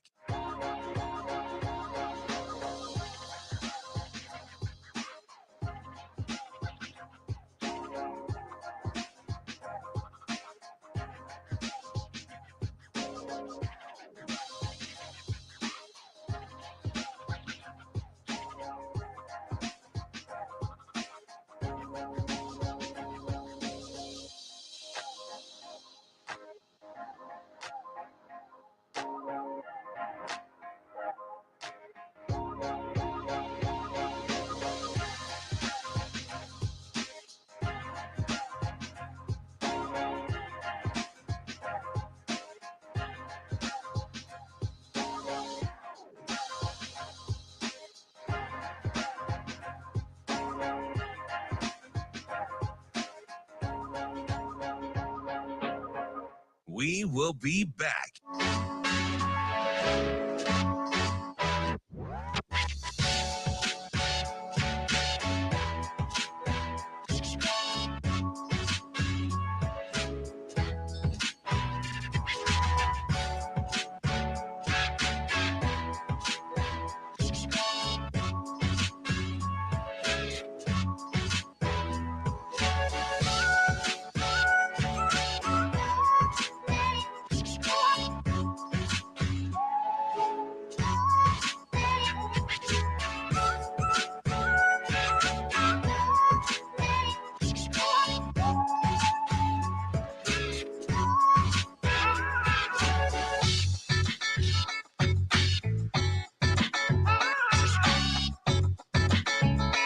We will be back.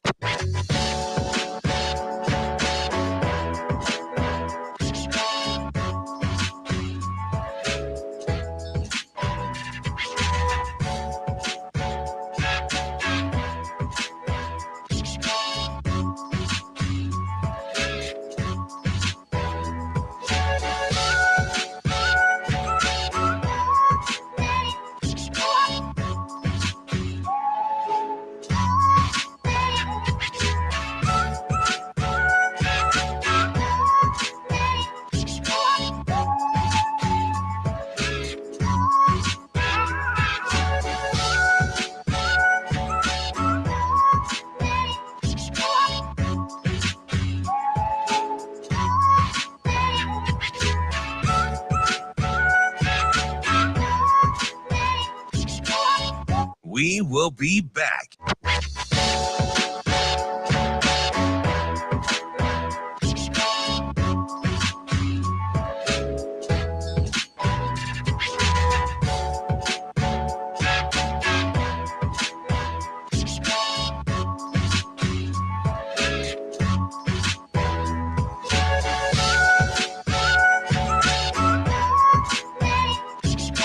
We will be back.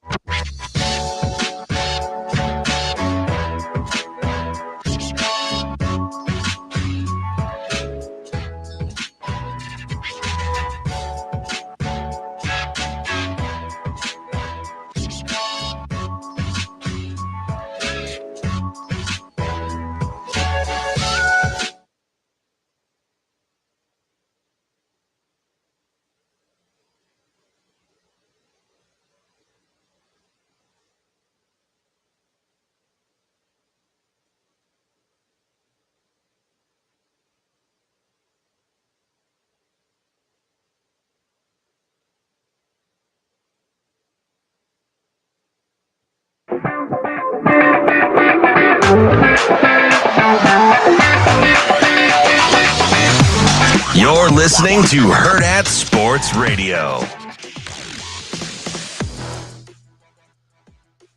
Welcome back. We're halfway through the show here on Hurrdat Sports Radio, AM 590, ESPN Omaha, ESPN Tri-Cities. We're live on Twitter, Facebook, YouTube. That's DB. I'm Ravi Lulla here on the Pillar Exterior stage. We're joined now by Kevin Sjuts from 1011 News in Lincoln. What's up, Kevin? Good morning. What a crazy week. This Friday game for Nebraska just, I don't know, it heightened my anxiety. It's squeezed the week. It's nuts, guys. You're on tonight too, because by the way, Stanford is a pretty quality opponent coming fresh off of getting the brooms out against Texas. So how do you like those apples, Sjuts? Yeah. This was supposed to be the calm day of the week, with Nebraska playing. Well, see, the other thing too, of course, Nebraska plays Friday, high school football Friday, and here in Lincoln, because town's going to be nuts Friday night, every high school football game that was going to be in the capital city this week is now on Thursday. Mm-hmm. So Thursday becomes like a mini Friday for us at 10-11. We've got 5 high school games to cover in the city on Thursday. So that's why I say Wednesday was quote unquote the slow day. But we got the big volleyball match at the Devaney tonight. Yeah. So Kevin, you got a couple double headers tomorrow. We've got a doubleheader at Seacrest Field. We've got a doubleheader at UBT Stadium. We got a game at Beechner. Don't ask me who's playing where because I haven't even gotten that far. Kevin, as you're kind of you're right there in it. As the community, are we kind of embracing the fact, or are we okay with the fact that we think Nebraska could be pretty good? Or is each week still, in your opinion, seem like a referendum on the direction of the program? No, I think everybody believes that this team's pretty good. And that goes back to the Colorado win. And even I would say UTEP, the way Nebraska played so efficiently in the season opener, I think people have just been waiting for a good product, and your eyes don't lie, right? The low turnover numbers, because that was the biggest issue heading into the year is, with the 31 giveaways a year ago, can they clean? They did. They upgraded at the quarterback spot. The defense is as good as advertised. So I believe people truly feel like this is a really good football team. And the excitement for every game here on out, I think is going to be really, really high. Kevin, I asked DB this earlier in the week, but I'm curious what you think. How good do you think Rhule believes this team can be? I really think Matt believes this is a team that can make the playoffs. I do. And he's not one to just blow a bunch of smoke, he's pretty authentic, pretty genuine. So when he talks about, trying to be competitive in the Big Ten and win the conference and maybe make it in the playoff, the game changer here is that the playoff is 12 teams. If it was 4 teams and you're mentioning playoff after a 5-win season, that just sounds crazy and a little absurd. But because more teams get in and because Nebraska has the personnel it has, I truly think in his heart that this is a team, and he's seen it before, guys. He's seen a team or a program that wasn't so good one year and then flipped it in an off season. And because he's experienced that, he knows it can be done. So in his heart of hearts, I truly think Matt Rhule and this coaching staff believes Nebraska is in the upper crust of the Big Ten. And if you're there, you've got a chance to make a playoff. Kev, of all the skill sets that Coach Rhule has, where would you put roster management as something you think he does pretty well? I think he does a great job of it. Look at Davey, that's a good question. And I think the way I would answer it is the way that he is so transparent about it. Look at yesterday when he's talking about, or 2 days ago when he's talking about Riley Van Poppel, and he just openly offers in week 4, he's going to be a 4-game guy. So they're going to redshirt him. Yeah. So when you evaluate his roster management, it's not just how he places people in the right spots and get the right guys on the field at specific times. It's also like what the long-term plan is. And you can also point to, at one point, Tommy Hill was playing wide receiver at Nebraska. Not at one point last year. This was not like, oh, he was a true freshman. We're trying to figure. This was last year. And now he's a potential first-round draft pick. This is silly in most instances, but because of, as DB pointed out, roster management, like evaluating skill set and seeing where a guy can most benefit, 1, the team, but 2, also play long-term, I think that this staff is really keen, really savvy, and I love the way that going back to spring ball, the way they'll tinker with some of that stuff just to see if a guy will fit at a certain spot. Kevin, speaking of roster management, were you surprised at all about the, announcement that Riley Van Poppel they were planning to redshirt him, considering how highly we all thought of him and what role he might play this year? No, just because, it's almost like a pitcher in innings, right? If you're only going to throw X amount of innings in the big leagues, why bring them up, right? Just let them continue to build endurance and be able to work a game deep into the 7th inning if you keep them in AAA. And I think that's kind of the same thing. It's not about Riley Van Poppel, guys. Well, it is long term.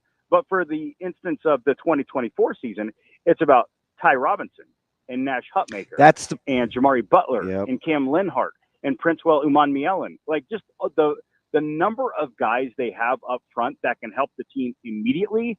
Why would you, sacrifice a redshirt year for a dude who might only play 15 to 20 snaps per game? I think it's pretty wise. And as long as Riley and his family is on board with it, and I think that they are, and there's no better example than Ty Robinson, because he is clearly reaping the benefits right now of being a sixth-year player. He is a man amongst boys, and he is just continuing to elevate his game and I believe his pro future. Yeah, it's incredible. And it's like, I look at whether it's Daniel Kalen or even Caleb, right? If those safeties stay healthy, like there's really no need, even though you're close. You look at Riley Van Poppel and Keona Davis. Like if he feels that Van Poppel is, this is a lack of a better term, like a better player than Keona Davis, he can do the same thing to Keona Davis next year, right? And insert the multi-year starter in Van Poppel. Like just the forward thinking, because who's playing now doesn't necessarily indicate. It's more about, it's exactly what you said. Who's playing in front of you, and are they staying healthy? Because like if those guys are healthy and they're playing well, everybody else is just a spot fill in anyway, right? Like that's no fun. It's like you have your own farm system. That's what he's doing. Within a 120-man roster. That's what he's doing. You've got your top guys, and you have your developmental players. And part of that is, it's taxing on the coaching staff, right? You have to identify who those developmental players are, and then have those open conversations, and still make sure. And this is the one thing that I think separates this coaching staff, is that they pour into the younger players. It's not like, oh, your scout team, give us a good look. Thanks. Have a nice day. No, like they are still developing those guys. And you're seeing that in so many different instances. James Williams. Yeah, good. Another good call. In the running back room, like that was Emmett Johnson last year. Like they weren't just letting him, be a scout player for the upcoming offense that Nebraska is going to face. They were truly trying to help him improve his technique, his game. And then all of a sudden, with the rash of injuries they had, he was ready to go when his number was called. Well, and Kevin, is it possible that, they're just looking at it and it's like, okay, so for 4 games, Keona Davis is going to be the backup at the inside spot. And for 4 games, it's going to be Riley Van Poppel. For 4 games, it's going to be Brody Su'a-Lefotu. Yeah, and for 4 games, it's going to be Su'a-Lefotu. So they're just like, we're just going to redshirt them all. And just like, if we all think they're about at the same level, then they get to hit the ground running next year. And we only need 8 to 10 snaps a game anyway. Like, is it just like, hey, we've got enough guys. Let's just redshirt them all and not burn any of them. Absolutely. And then, when you think of next year, 2025, you're not going to have the panic of, oh my goodness, we don't have Ty and we don't have it's like, oh, well, these guys have just been waiting in the wings. And of course, there's going to be a drop off, but it won't be as substantial because you've redshirted those players. That's our guy, Kevin Sjuts, 1011 News in Lincoln. Kevin, enjoy your fun and busy week, and maybe you'll take a little time off on Saturday. Hey, you ever look forward to the weekend? It seems weird to say out loud. The cold beverage Saturday night is going to taste really good. Yes, my man. I'm right there with you. Kevin, we appreciate it. We'll talk to you later. Thanks, Kev. Be well, boys. Speaking of being a place you can get a cold beverage on Saturday night, Union Omaha's got you covered. Get to unionomaha.com to get tickets for Saturday night's matchup versus your number 1 Union Omaha versus number 3 Knoxville, Werner Park, 7 p.m. And it's Oktoberfest night. Get a free Stein if you get there early enough. Make sure you go check out unionomaha.com for all the details. Coming up next, Cynthia Frelund from the NFL Network. We will be back.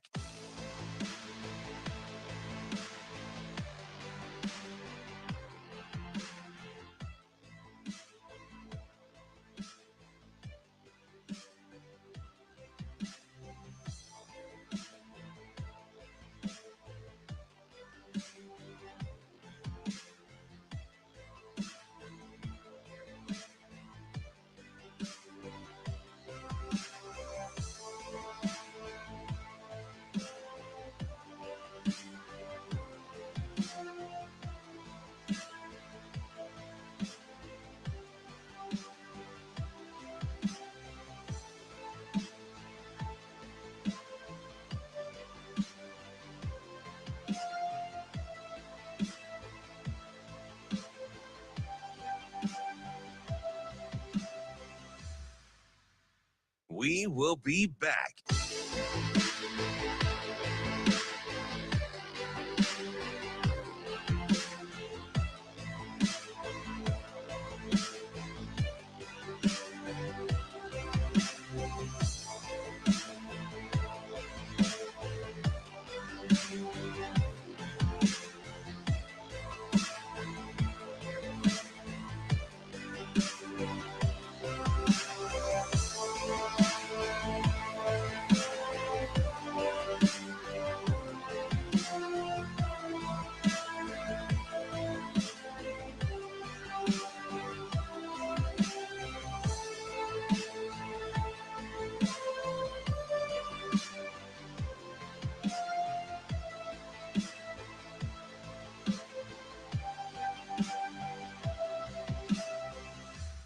We will be back.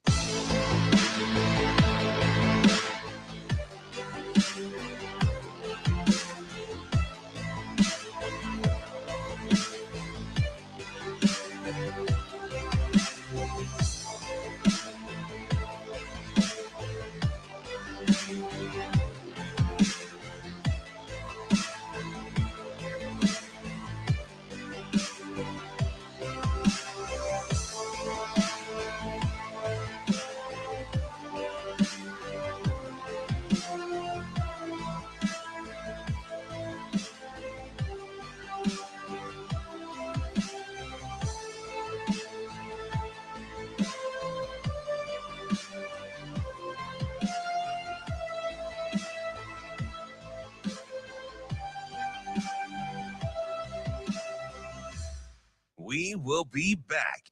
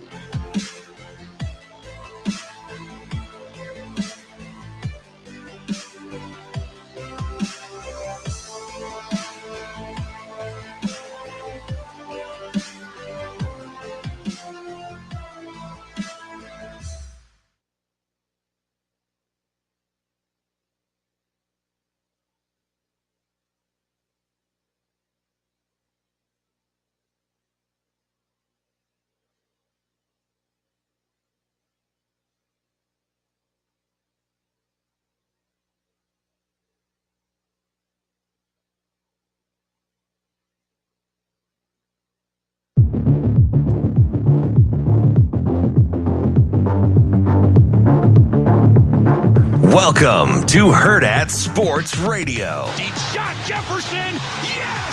Caught at the 50. Head one to the 40. Cuts back to the 25. Head to the right. He's trying to outrun the Niners. To the 5. Touchdown! Butker's kick. Leg through. It is high enough, and it is good! Kansas City! Harrison Butker, another clutch kick against the Bengals. And the Chiefs win it at the buzzer. Welcome back to Hurrdat Sports Radio, AM 590, ESPN Omaha, ESPN Tri-Cities. That's DB. I'm Ravi Lulla here at Hurrdat Sports Bar and Grill. Joining us now is Cynthia Frelund from the NFL Network. Cynthia, how are you this morning? I'm not as good as you. I'm not at the bar and grill right now. We're on the other side where the studio is built, so it's still kind of off limits to us at this time, but till after the show. Got it. Okay. Give us about another hour or two. The show's done, but it still like shortens the distance between the show and the bar and grill. You know? Yeah. Speaking of bar and grill, who apparently has a lot more bar and grill that's watching their defense thrive, the crazy fans in Buffalo. Whether they're sober or haven't eaten a ton for those crazy nutty tailgates, how surprised are they that this defense, despite the injuries, has been able to function at a relatively high level? I mean, they've got to be pretty shocked because I am. I think the whole world is. I mean, but also you have to remember that this was, it still is. It's only been 2 weeks. Josh Allen sort of, are you true big capital E elite, or are you just very, very good, right? And Josh Allen has showed us and made a really strong case through 2 games of being capital E elite, because he's basically taking the entire team on his shoulders. That week 1 come from behind win was pretty much on Josh. Cynthia, I've got another question on what's real and what's not here, because I am having a really hard time with the New Orleans Saints right now. And after we remember when Dennis Allen was on the hot seat? That was funny. Remember when New Orleans hated Derek Carr more than anyone? Week 1, you go, okay, it's the Panthers, whatever. That's a dumpster franchise. Okay. But no matter how you feel about the Cowboys, they're a hell of a lot better than Carolina. I don't know are the Saints actually good? I think a little bit of both is true. I don't necessarily think they're as good as it looks, because it's very hard. I think right now, Derek Carr's passer rating is over 143. There's a reason why no one ever ends the season with that number. So I think it's a little bit of both, right? Opportunity, and also that they're probably better than we thought, but they're pretty much just running outside zone. Someone will get hit to that very quickly, because that's all they're doing. It's just hey, you want to do this? Okay. Hey, it's still working. Okay. Hey, outside zone. How about outside zone? It's what's for dinner? Chicken or ticket? Cynthia, and maybe listen. Full disclosure, I picked this guy to have not come back, but kind of come back, because I think we forgot about him at the quarterback spot. So I'm over effusive of the praise, but man, Kyler Murray is playing well. And a lot of it is, I did call my shot, but it seems like the way that they want to play is sustainable, especially if Harrison Jr. is more week 2 Harrison Jr. than week 1, right? Kyler Murray, we forget, is still a really good quarterback. Yeah. Turns out still a really good quarterback. The concern I have for the Cardinals is not really on the offensive side of the ball. I think we pretty much preseason nailed their struggles. I don't think they have a very good O-line. I do think Kyler Murray erases a lot of mistakes. You're also seeing them roll with 13 personnel, so 3 tight end sets at the second highest rate in the league. Only the Steelers are more, and they also have a mobile quarterback and a shoddy O-line. So, they're doing the right things to overcome the flaws that I kind of think we got that part right? Love a good confirmation bias with that. But ultimately, their defense still, other than Budda Baker, I have a lot of questions still. I'm not sure if they can sustain a pass rush beyond an O-line that doesn't look like the Rams, who are playing, with some bubble gum and a paper clip. They're just so injured. So that's about right, too. Right. Yeah, so I'm just worried about, it's not the offense that's the Cardinals' issue, it's the defense for me. Cynthia, let's stay on the offensive side of the ball here with some of the young quarterbacks we've seen. I have a really hard time deciding when is too early to be I just don't see it. But you do see guys like C.J. Stroud that are pretty much good right away. How early on, whether it's guys like Caleb Williams early now, Bo Nix, or whether it's an Anthony Richardson, who we did see some last year, when do you start to feel comfortable being I kind of know who this guy is, and I'm not sure I love it? To be fair, it's usually around 8 games, but the problem is those starts and stops. I don't really know, because the starts and stops like Anthony Richardson has had, that's tough, because you're kind of getting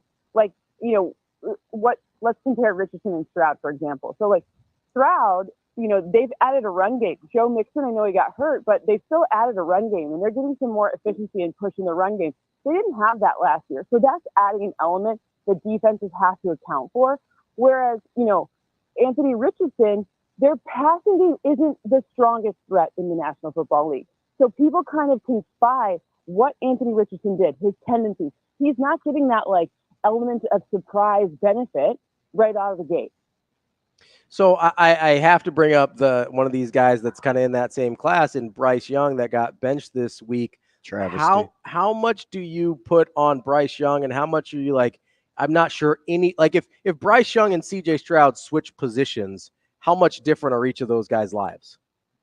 Yeah, I mean, I don't know what went on behind closed doors, especially year 1, but it's really hard to look at a situation. Just look at his stats when he faces zone defenses.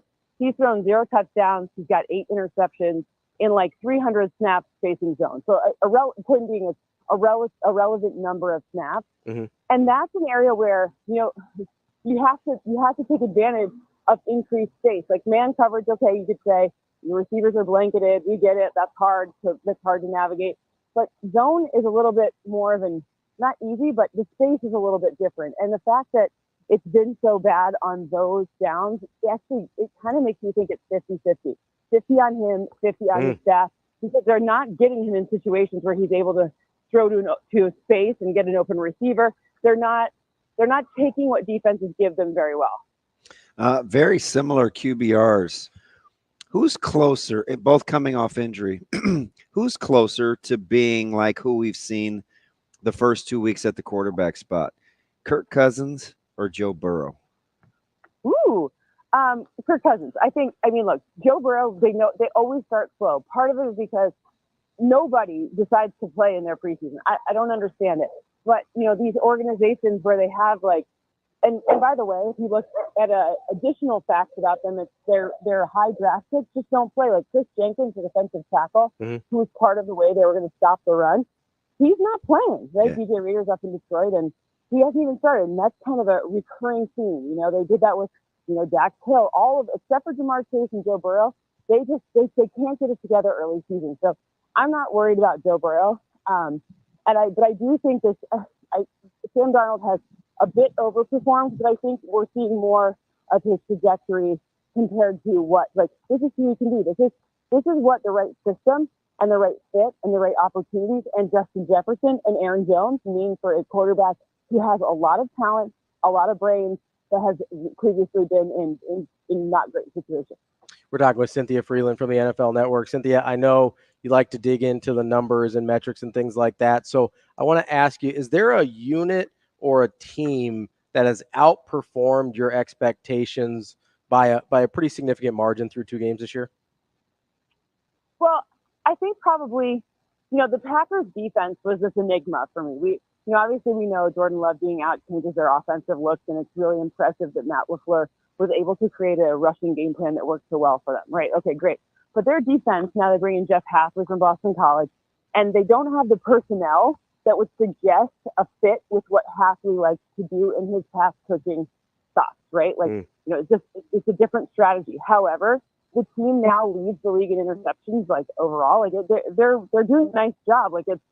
It's an interesting dichotomy between, it's not a you can run on this Packers defense like we always hear before. So that they've totally exceeded my expectations. There's a few others, but I think that one's one no one's really I could point to, surprise. Okay, Saints, yeah, of course, and what things we talked about, but that one's kind of one that's maybe flying under the radar. I'll give you one because I think the schedule is not. What do you think of the Chargers? Right, it's the Raiders and the Panthers so far. But what do you think about the Chargers, especially with all their new talent on offense? Yeah, the first thing about the Chargers is investing in the O-line. Joe Alt is such a high pick as opposed to taking the flashy wide receiver in this day and age is people don't usually do that. It doesn't usually keep you your job, but, they did that because they were afforded the opportunity to do so. And that makes a big difference. I think that O-line and the efficiency with J.K. Dobbins, especially out of the gate here, is great. I don't think that they're sustainable from a standpoint of their secondary is not, the best formula to win is to have a really strong run game, be great in the trenches, and have a really good pass defense. And while they have the guys up front, the horses up front, to be able to make that happen, they don't necessarily on the back end of that defense. Once you start facing a Patrick Mahomes, a really pass-heavy offense that's doing complicated things, it's going to become much more difficult. The Raiders and the Panthers are both in interesting situations where they're struggling a bit and trying to figure out their identity. That's also the case for the Chargers defense. Yeah, Asante Samuel Jr., Christian Fulton, Jashir Taylor. You mean they may still have a little work to do, Cynthia? Just a little, listen, the funny part is remember Jeff Saturday won a game as a head coach.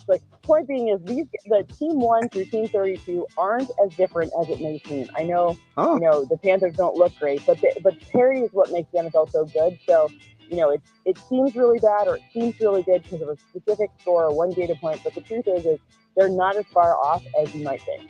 Cynthia, we appreciate the time as always. Great stuff. Hopefully we'll catch up with you again soon. Thanks, Cynthia. Yeah, absolutely. Thanks for having me. Enjoy the bar. Morning bar. Enjoy. That's Cynthia Frelund from the NFL Network. We'll be back with more Hurrdat Sports Radio. We will be back.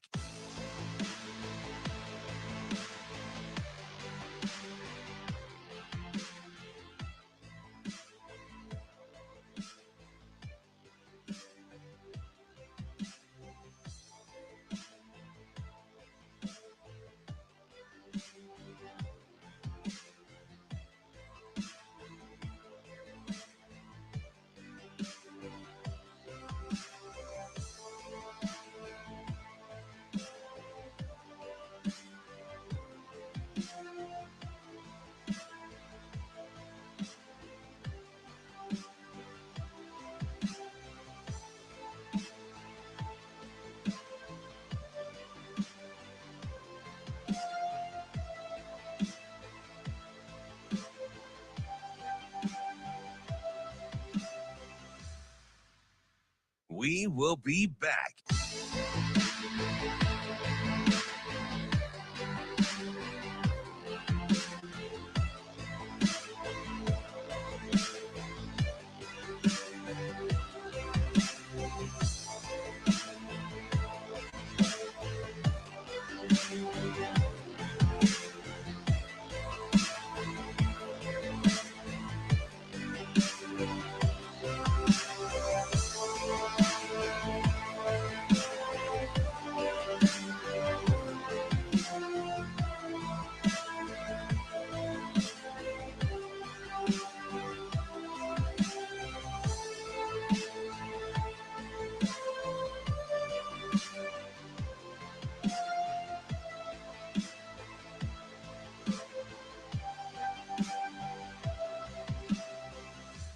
We will be back.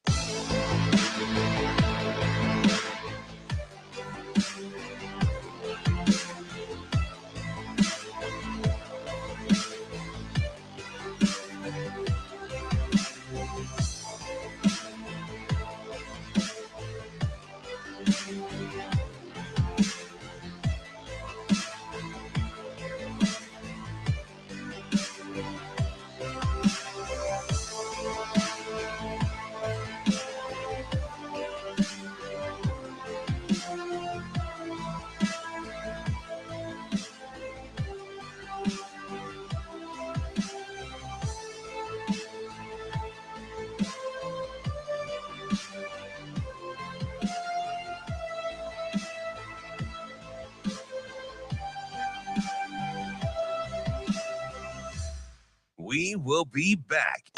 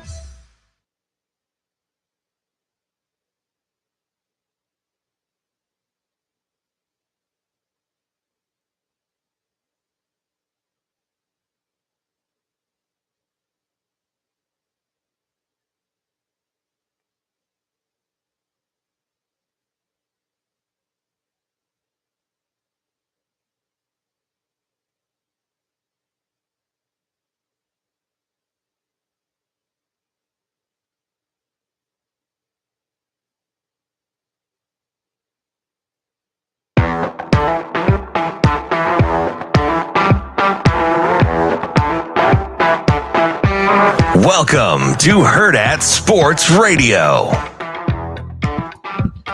Kicking off hour number 3 here on Hurrdat Sports Radio, AM 590, ESPN Omaha, ESPN Tri-Cities, KFOR in Lincoln. That's DB. I'm Ravi Lulla. It seems like just yesterday, Jack Hoffman was scoring a touchdown in the spring game. It was actually 11 years ago. And since then, Team Jack Foundation has raised over $13 million for research into pediatric brain cancer, which became front and center after Jack Hoffman's touchdown run. And coming up a week from tomorrow is the 12th annual Team Jack Foundation Radiothon, September 26th, presented by the Home Agency. Make sure you get to teamjackfoundation.org to find out how you can listen, how to donate, and how to get involved. That's teamjackfoundation.org. DB, want to stay with the NFL here for a second? Why? Because it's that sounds so serious. Why so serious? It's the professional. It's real football, as some people would say. I hear. Wow. That's how you know I can't help myself, because I'm just inviting more punishment. So I coached with a guy who played 8-man, and he was texting me over the lunch break, and he was like, "Wow, it's in my texting group, your partner is in hot water." It's because none of them listen to the actual segment. I said, I don't want to do it a disservice. I basically said, that's not the first. I didn't think of the disrespect of 8-man. Otherwise, if I felt like that, I probably would have said something knowing how I feel about it. In real time. And I brought that up to people. I was like, okay, DB was there in real time, did not have a problem with what I said, because you understood the context of what I was talking about. Yeah. So, I sent him a couple of tweets from people that actually played 8-man that was like, nobody had a problem with it. I didn't see it, no big deal. But then he also saw the ones where people did have a problem. So I was like, maybe you have to listen to the whole segment and formulate your own opinion. That's that's what I've noticed. The difference is people that saw the clip out are mad about some of them. If anybody's mad about it, it's because they only saw the clip out. Anybody that listened to the whole segment didn't have a problem. They might have been like, "Oh, we wish you would have used a better word." Okay, sure, whatever. Okay, but before we get to the NFL, what word would you have used? Because people were mad at real? Yes. Okay. And I think I said actual, and then I said real. And I don't know. I guess I would have had to qualify as 11-man football versus 8. Yeah. But in real time, when you're doing a radio show, that seemed cumbersome. I'm just talking, right? So that probably. I don't know that there's a better adjective without being like, well, he's played 8-man football, and this is 11-man football, and it's different.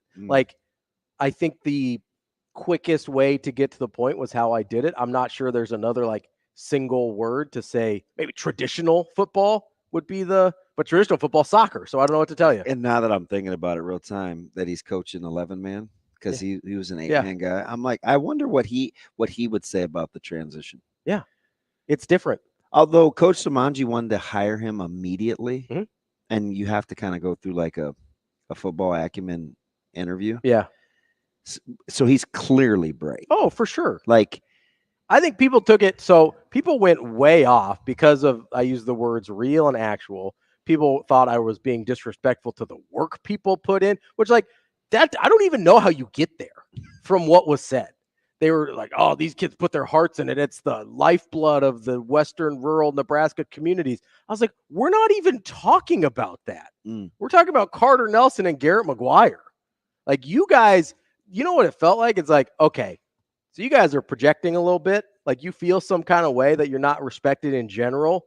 So anything somebody says about that isn't glowingly positive, you take as a personal slight. That's not a me problem. That's a you problem. Go to therapy, get it figured out. We'll be cool. See, doubling down. I am going to double down because it's stupid. If I get into a new relationship and I bring my baggage from an old relationship, that's not her problem. That's a me problem, right?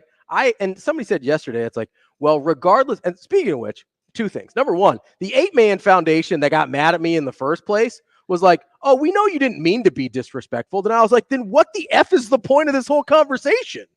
If you know what I meant, why are we doing this? Oh, I know why. It's called grandstanding is what it's called. Super disingenuous. Number one. Number two, somebody else, a different person, said to me, hey, guess what? It doesn't matter what your intent is. It still makes people feel a certain way. I was like, hey, I can only control my intent. If I'm trying to control how other people feel about the way I say things, I would go crazy. I can control my intent and do as best I can. I feel I've done that. How you feel about it You're bringing other things to the table, and I need you to go talk to a professional about it. Hey, the NFL's pretty cool. I like the NFL. NFL's good. I like the NFL quite a bit. You think Bryce Young would be good in 8-man? Yes. Probably, yeah. Yeah. He'd probably be all right. He might be playing in the Arena League pretty soon. Anyways, what I was going to say is Coach Jensen made a nice transition from 8-man to 11. Hey, so is Carter Nelson. Look at that. Come for full circle. Much like Creed's underrated 4th album, full circle. Anyway, let's talk about Bryce Young. Yeah. Because I think Carolina's botching this horribly. I mean, we could talk about Coach Rhule a little bit here too, because no matter what happens in Carolina, somehow they bring it back around to being Coach Rhule's fault. And it's like, hey, you just have a bad franchise, right? Yeah. Like that's talk about bringing something to the table, like bringing some old feelings to the table and projecting it on somebody new. And now they got to play without Derek Brown, and you gave up Burns in the offseason, and because here's you what overpaid for a couple of your offensive linemen. And you made a terrible trade to get the Bryce Young pick. That was a bad trade. Yeah. You gave up a ton of picks. You gave up a really good wide receiver. It was a bad trade. And the funny thing about Bryce Young is nobody rather questioned whether he could actually play. It was, could he hold up? Could he be healthy? That's why I think it's a Carolina problem. Because I know Cynthia brought up the zone coverage stats, which I thought was really good. I think that's a confidence thing, though, not an ability thing. I think his confidence is shot. Yeah. And you can see it. Like, you see his body language. He does not look like a person. I used to tell Severe, because he watches all the games too, just on and he sees them a couple times a year against the Saints. It's like, and I told him it's like he just throws timid. Mm-hmm. His confidence is shot. Like, he's going to have to do, like, maybe he needs to come to San Francisco and go on the Sam Darnold plan or something, because the Jets did a similar thing to Darnold in just being a trash franchise that like ruins quarterbacks. I don't know if Bryce Young is salvageable, but the ability was never the question. And that's why I'm like, okay, Carolina, because man, if you get on Twitter on a Sunday when Carolina's struggling, the Matt Rhule stuff is flying around. He trends almost every week. It's ridiculous. It's wild. And that's that's bringing old stuff to a relationship. Like, your owner's bad and you can't change it. So you blame it on somebody else, right? You've got upset feelings about something that has nothing to do with Matt Rhule, but you can't change the thing, or you feel like you can't change the thing that you're actually mad about. Like, you can't change the fact that consolidation and all this stuff in Western Nebraska has left these schools in a place where it's really challenging to field a football team. I sympathize with that. I really do. But that's not my problem. I didn't do that. Like, it's the same thing in Carolina. Like, Western Nebraska and rural communities can't change that about what's happening to their communities, and that sucks. It's an interesting analogy. But in the same way, Carolina fans can't change their owner. Getting rid of an owner is the hardest thing to do in sport. It's a miracle the Clippers pulled it off, honestly. And it took a while. And then Snyder in Washington took years. Yeah. They've been trying to get rid of that guy for a decade, and it finally happened, right? Jerry Richardson was one that they were like, hey, let's get rid of this guy. And then they did, and it got worse, right? And so you're in the situation of, hey, there's a thing that's really bad that I can't change. So you get mad at the other stuff that you feel like you have some say over. And I don't know that this franchise is going to get better until either Dave Tepper sells or figures out, hey, maybe I need to do things differently, which is really hard for guys that have been super successful in other endeavors. Should Leggett been able to beat out Mingo? I mean, you would think so. Okay. Ideally. You made the play for Deontay Johnson, who isn't really a number one. Mm-hmm. He's got number one talent. I don't think he's a number one. Sure. Who's Thielen is there too? Yeah. He's not been Thielen for a minute. Yeah. Like, he's not been that guy for a minute. Fair. You acquired Josie Jewell in the offseason. You tried to address your offensive line, but you spent how much did you? I think they spent $20 million on a guard, a tackle. Like, I think you still like Hubbard. Mm-hmm. I think so. Who else is out there? Miles Sanders. So let me ask you, because Mike Lombardi, I think, or no, it wasn't Lombardi. It was Daniel Jeremiah. I saw him on some show the other day, and he said this is one of the worst rosters he's ever seen. Do you think the roster is actually that bad? So I said that in the offseason, so I have to say yes. If anybody calls me on it, they'll be like, DB, I said their roster was atrocious. Okay. Because it doesn't, I don't, when I look at, I don't love the roster. Fair. But the reason I ask is because I'm not convinced. That's for anybody that remembers what I actually said. I really don't know that even a better I think we're in a toxic environment in Carolina. You might be. I don't know. I don't know how good the roster would have to be to overcome that. I feel like, is that a fair question? Yeah, but what were we saying about teams like New Orleans last year? We made a lot of fun of their quarterback situation. Sure, but that's different. Well, bad quarterback situation and a toxic organization. But I don't think we love different. their roster either, outside of some guys on defense. Yeah, that's fair. But if you have remember when I used to have to give Derek Carr stats, and I was like, he's actually, he's not that bad. No, that's why I don't understand the hate. I get he's not special. I get he's not special, but I've never thought he was bad. He's probably a slightly less good version of Kirk Cousins. Rosters would be New England with Carolina or with New Orleans. Carolina. Okay. I still don't love. I mean, I don't even know if I like the Saints roster. It's okay. Yeah, it's better than Carolina's. Yeah. But let's say, I think you're right. New England's a good example because people looked at that roster and go, oh, this is a terrible roster. Yeah. Guess who's been a hell of a lot more competitive than Carolina?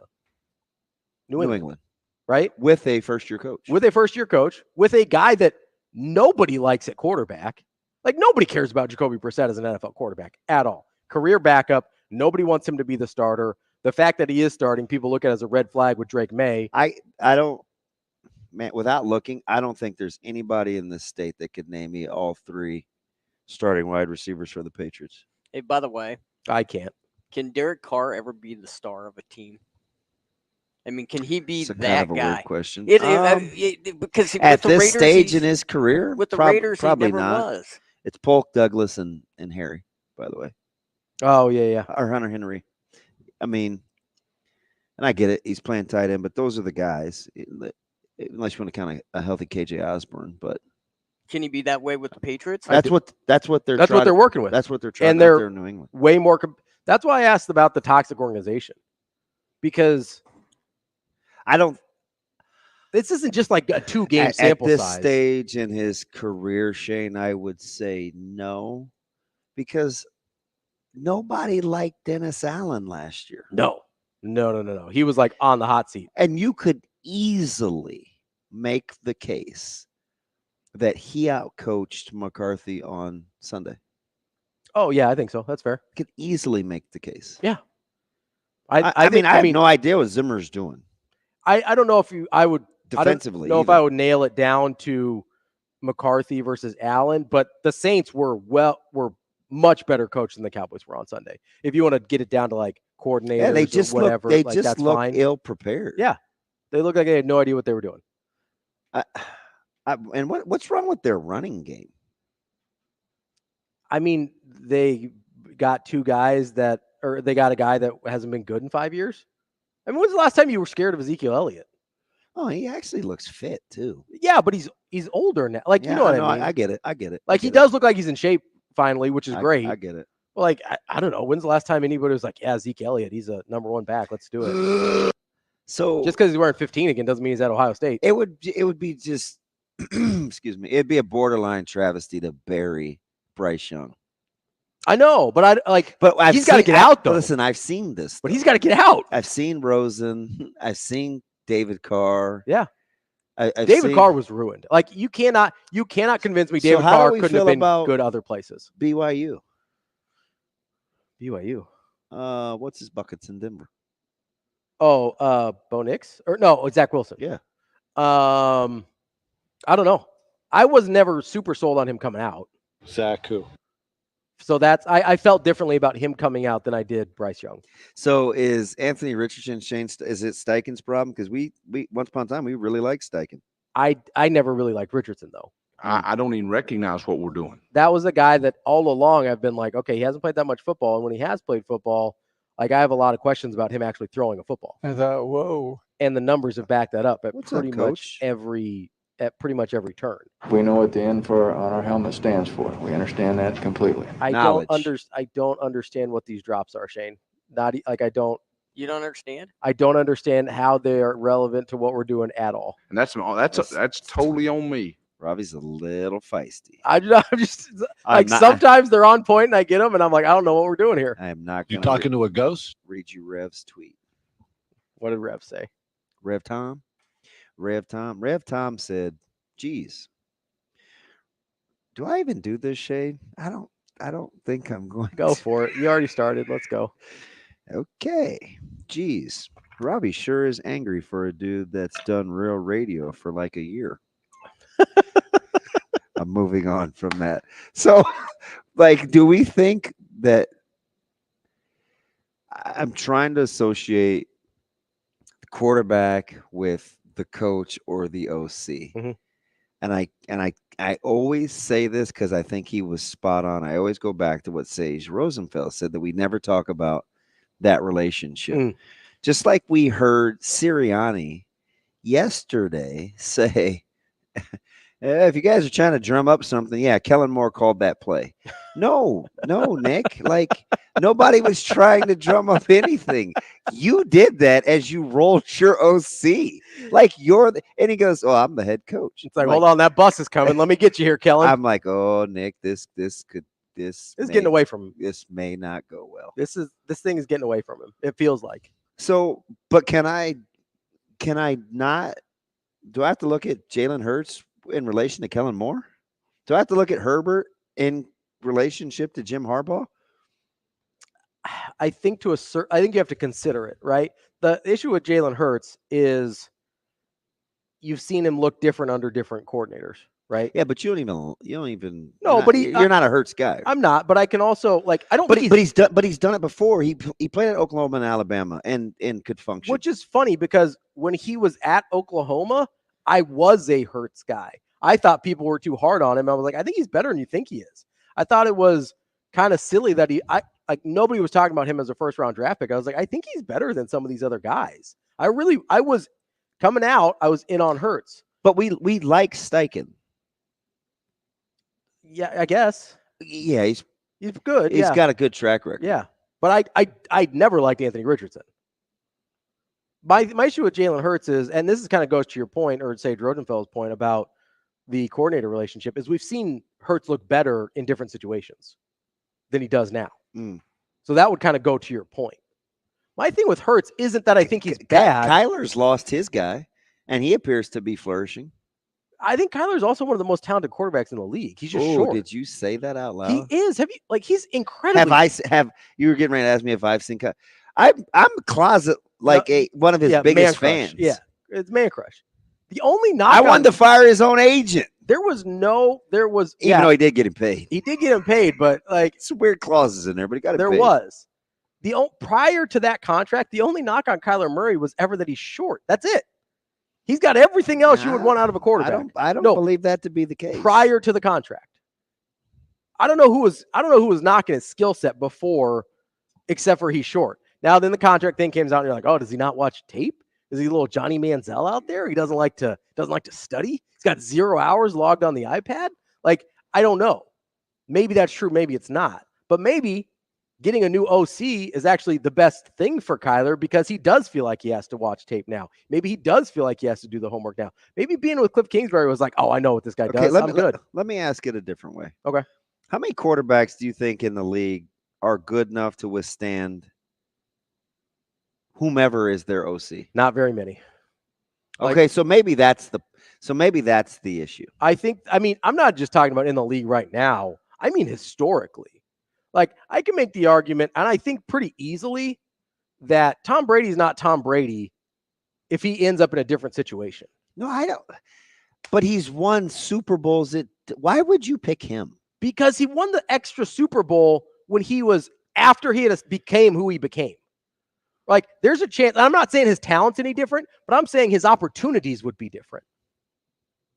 Like, I don't know. Like, Patrick Mahomes is a really great example, too. Like, nobody's arguing about Patrick Mahomes' skill set. What does he look like if he isn't with Andy Reid, who's really, really good at this? What does he look like if he doesn't sit for a year and with a guy in Alex Smith who we know is great at being a professional and bringing other young quarterbacks along. I'm not saying he's bad, but is he Patrick Mahomes? I don't know. None of us were enamored with him coming out of Texas Tech. They're like, yeah, great arm talent and stuff, but I don't really know what he is. I don't know. Like, Tom Brady very easily could have been. I probably wouldn't have picked Brady, but I could be talked off of that. Look at the way his career started. Once you get to like years 5, 6, 7, Brady, we're talking about a different guy.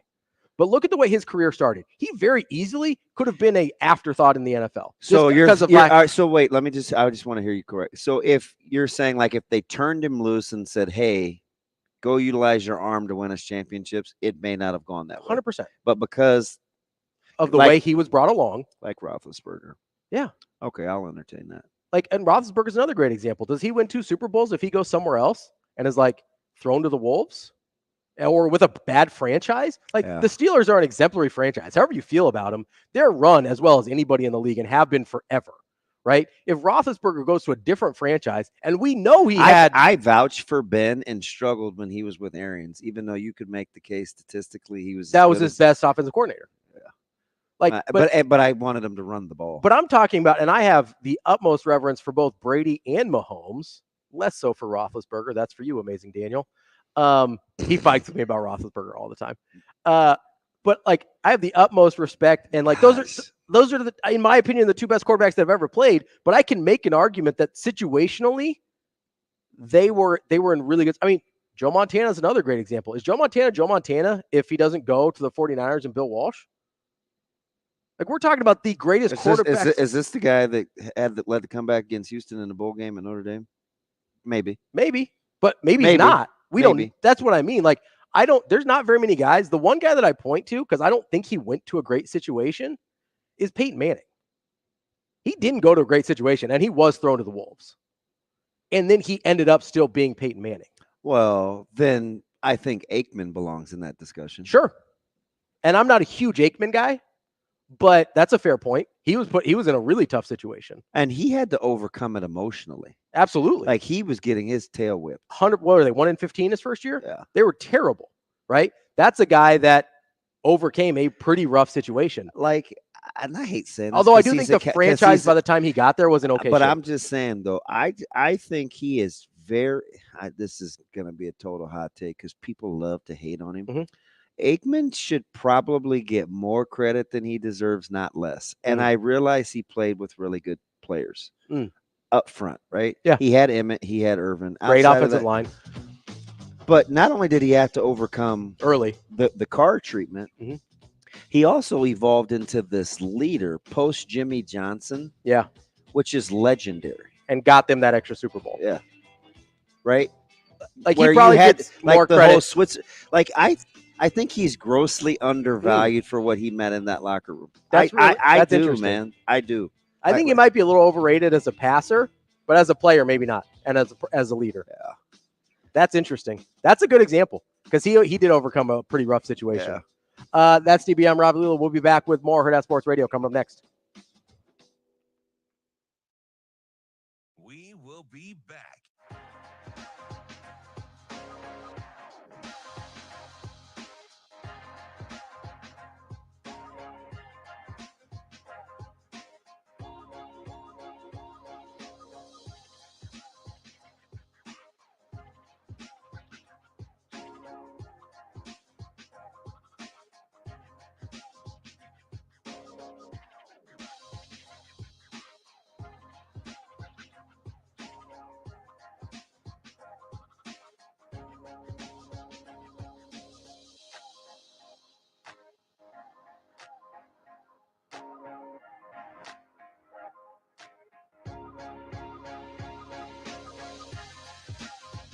We will be back.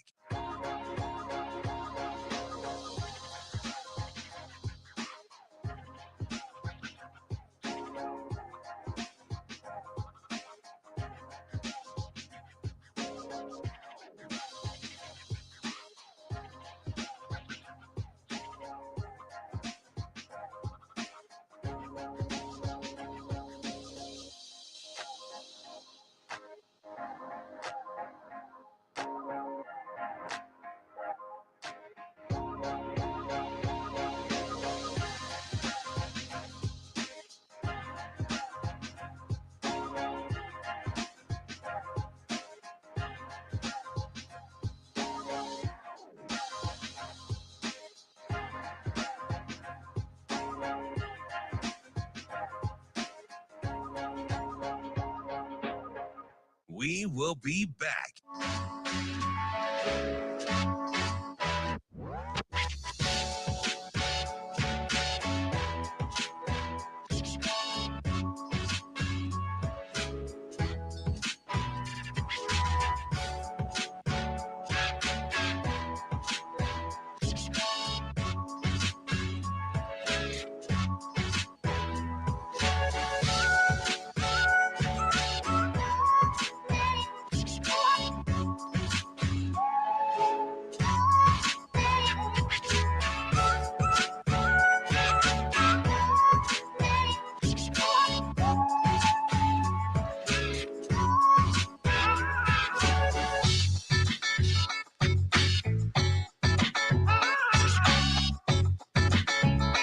We will be back.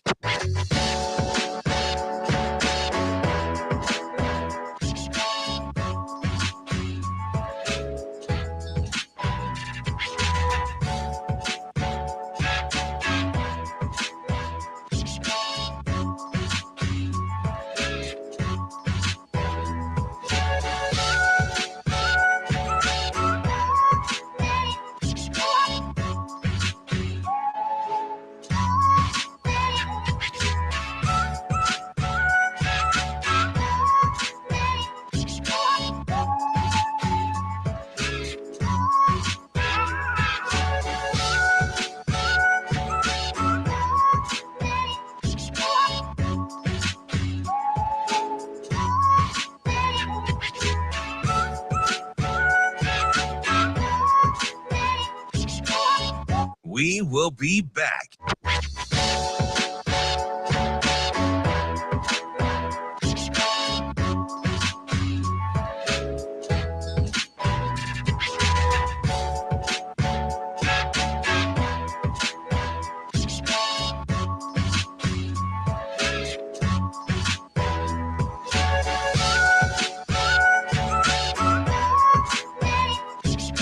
We will be back.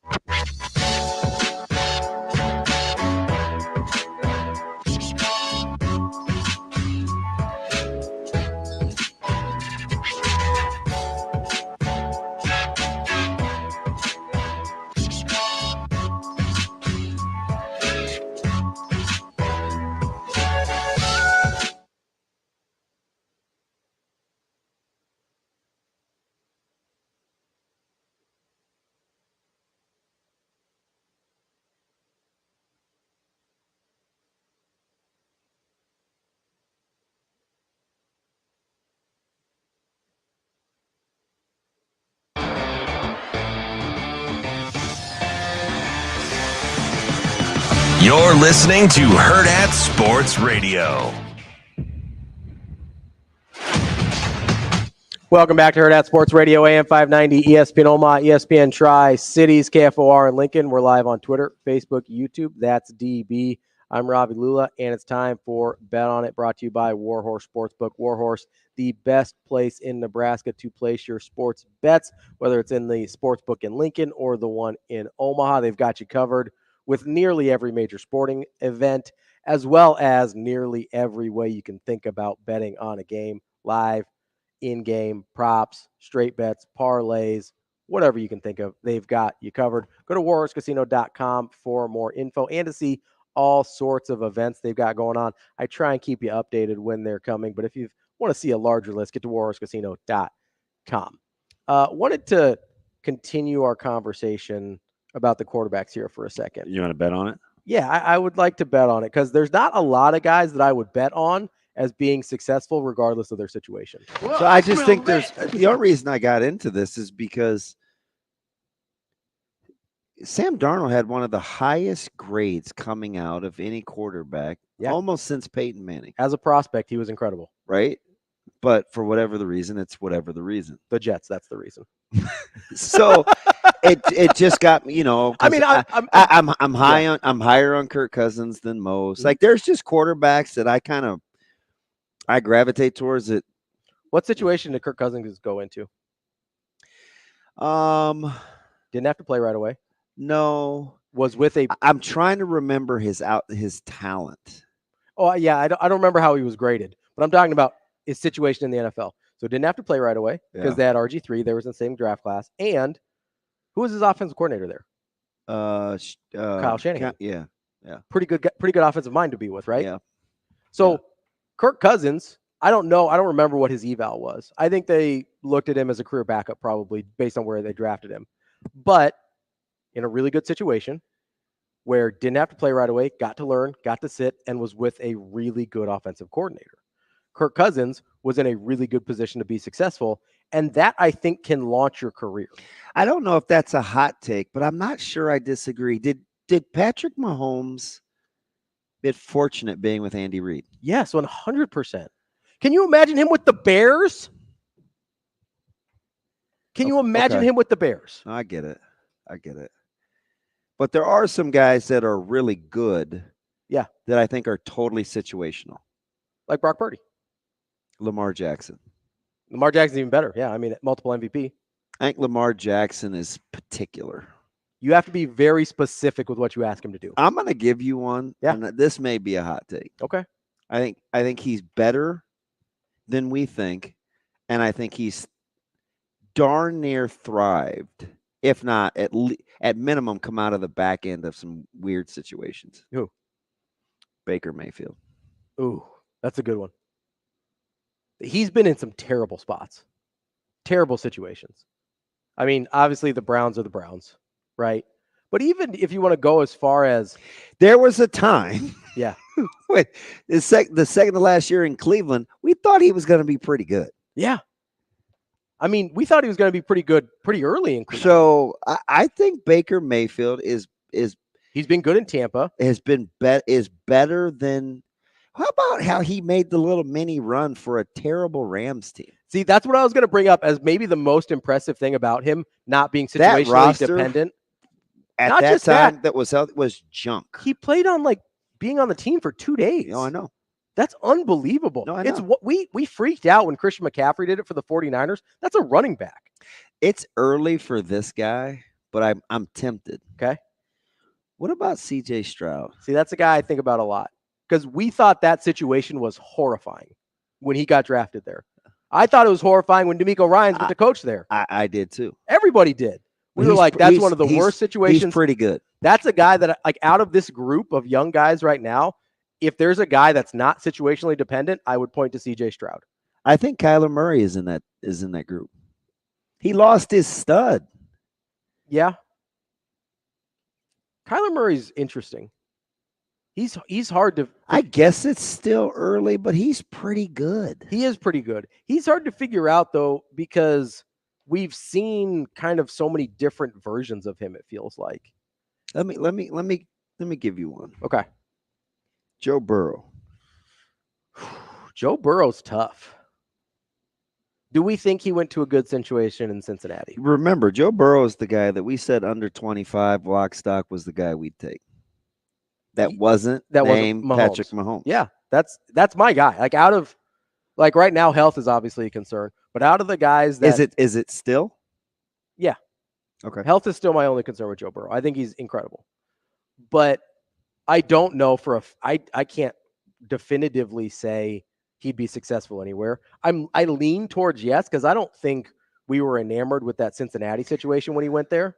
We like Zach Taylor now, but I don't know that we loved his situation. And if you know anything about the way he thinks and the way he processes, like that feels like a guy to me that's going to figure it out. Is 34-14 good? Touchdowns, interceptions. Yeah. Is it good? Is it really good? I would say it's good. It's a little high in the interceptions that I'd like, but it's good. It's more than a 2-to-1 ratio. So his two best years were 34-14 and 35-12. Yeah. I mean, 2.5-to-1 to close to 3-to-1 is when you look at those numbers, are you like, ooh, I wish upper echelon, like lock that guy up? Not based on numbers. Anybody not named Patrick Mahomes, I'm taking. Not based on numbers alone, no. Based on how I see him play, yes. It's eyeballs for me on Burrow. Yeah, because I'm not going to give that much pushback. Like if you just give me the numbers, but I listen to guys like Canty like sell their stock on Burrow. My only concern on this was just the other day. My only concern on Burrow's health. If he can stay healthy, I still think he's exactly who I think he is. because we don't think Brady or Burrow was better than Brady at LSU. But do we think Burrow is better than Zach Taylor in Cincinnati? Maybe he was better than Brady at LSU. Like, what's Brady done since then? Oh, believe me. You know? Yeah. Like, maybe we were wrong at LSU. They had to get rid of him in Carolina. Yeah. Like, maybe we were, and that was a coup of a hire when they got him. Everybody wanted Joe Brady. But you could have thrown Chase and Jefferson. And yeah, I mean, he had really good weapons at LSU too. I get that. But now you look at it, okay, maybe we were wrong on Brady. And what did we think of Zach Taylor before Joe Burrow? Not much. Well, see, Zach, the Bengals should have played better down the stretch just last week than they did. Mm-hmm. So, I mean, there was some in-game there. I think you can make the argument that Joe Burrow, if healthy, is a guy that transcends situation. Okay. And I'm probably not he comes to mind. But that's a mental thing, not his physical. He's good physically. He does come to mind, but I am concerned about him. But you know what? I do think he can overcome his situation. Yeah, I do too. Because when has Cincinnati ever that weird? When has Cincinnati ever not been a dumpster fire? You gotta go back 30 years minimum. Like, Cincinnati's not a good franchise. It never has been. But all of a sudden, Joe Burrow's there, and we're like, oh, Cincinnati. Let me give you another one. Yeah. Because I vouch for this guy too. Matt Stafford. I think he does transcend situation. Me too. Because getting Detroit to playoffs, to multiple postseasons, is a miracle. Like, that franchise is better now because they got the head coach right. They put together a pretty good roster. Like, they figured things out. But when Stafford was there, like, it was Stafford. Calvin Johnson. I always kind of, my general rule of thumb. Didn't he get Jim Caldwell to a playoffs? Yeah. Like, my general rule of thumb is, can you talk about a quarterback without their head coach? Yeah. Yeah, I think Stafford applies there. I think Troy Aikman applies. I think Baker Mayfield applies. I think Kyler Murray applies. Why don't I think Brady and Mahomes do, even though they're the poster children for great quarterbacks? And they're the best of that group in terms of play, and you could argue talent, and maybe not talent with Brady. I think Brady's a good talent. He's not a I think Mahomes is clearly the best player in the NFL. Oh God, it's not close. I don't think it's close. If you would trade, but I still associate him a little bit with Andy Reid. 100%. 100%. Patrick Mahomes, will never know because it played out the way it played out. But it may not be important because there's a reason. He's so good. Mahomes is so good when he needs to be. I think we forget about what the play call was, what the scheme. And I literally just last week. But guess who didn't win? Watch Kansas City run 6 different plays. So I know. Out of the same formation. But guess who didn't win much at Texas Tech? No, I know. Like, that could be a talent thing too. It could be. Like that might be one or two things can be true at once. Right, because Reed's really, really, really good. Right, he still has Michael Vick as the best coaching job I've ever seen. Vick's is mic drop. 100%. Right, that's post pen. 100%. I mean, we'll never know if Patrick Mahomes could be. If you tell me he could be, I'm not going to fight you on it. But I also think Andy Reid is a huge part of why we think Patrick Mahomes is who he is today. I don't know what we're going to bet on, but I can bet on situation matters for quarterback. I know that. I can bet on the fact if he has the ball last year, losing. Yeah, I know. Twice now. I do know that. Twice now. Coming up next, we'll wrap up the show here on Hurrdat Sports Radio. We will be back.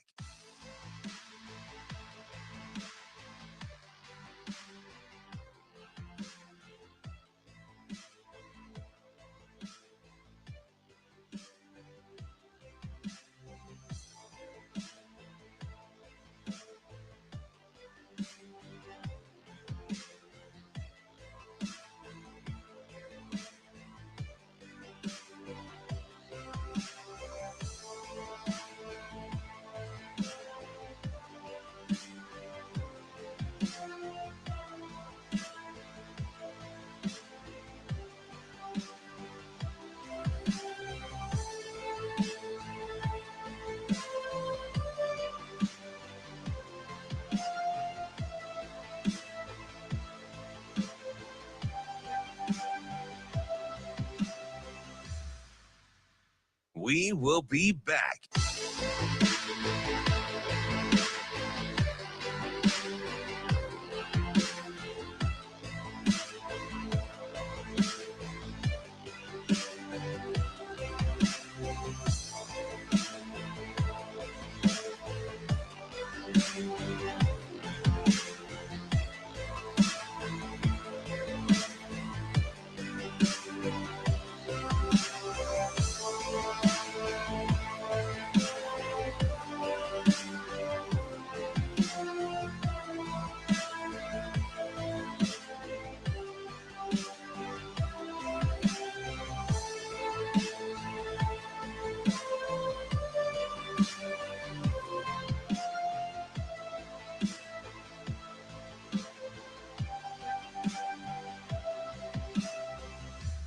We will be back.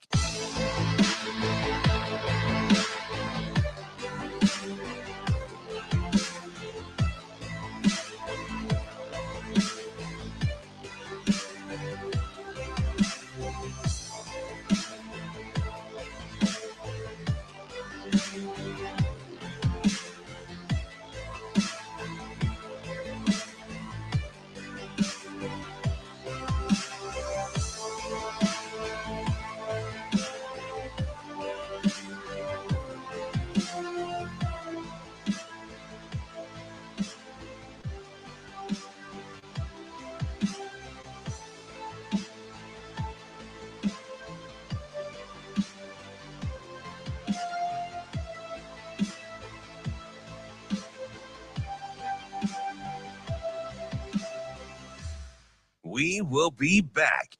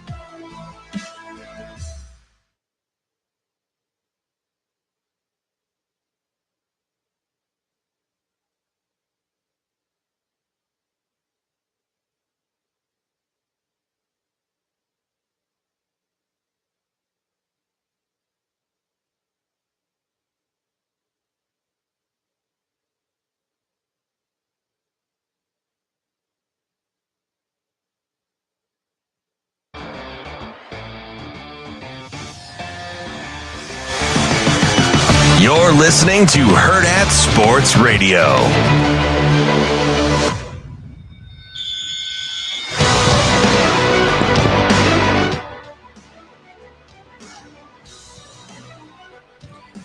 Wrapping up the show here on Hurrdat Sports Radio, AM 590, ESPN Omaha, ESPN Tri-Cities, KFOR in Lincoln. We're live on Twitter, Facebook, YouTube. That's DB. I'm Ravi Lulla here on the Pillar Exterior stage.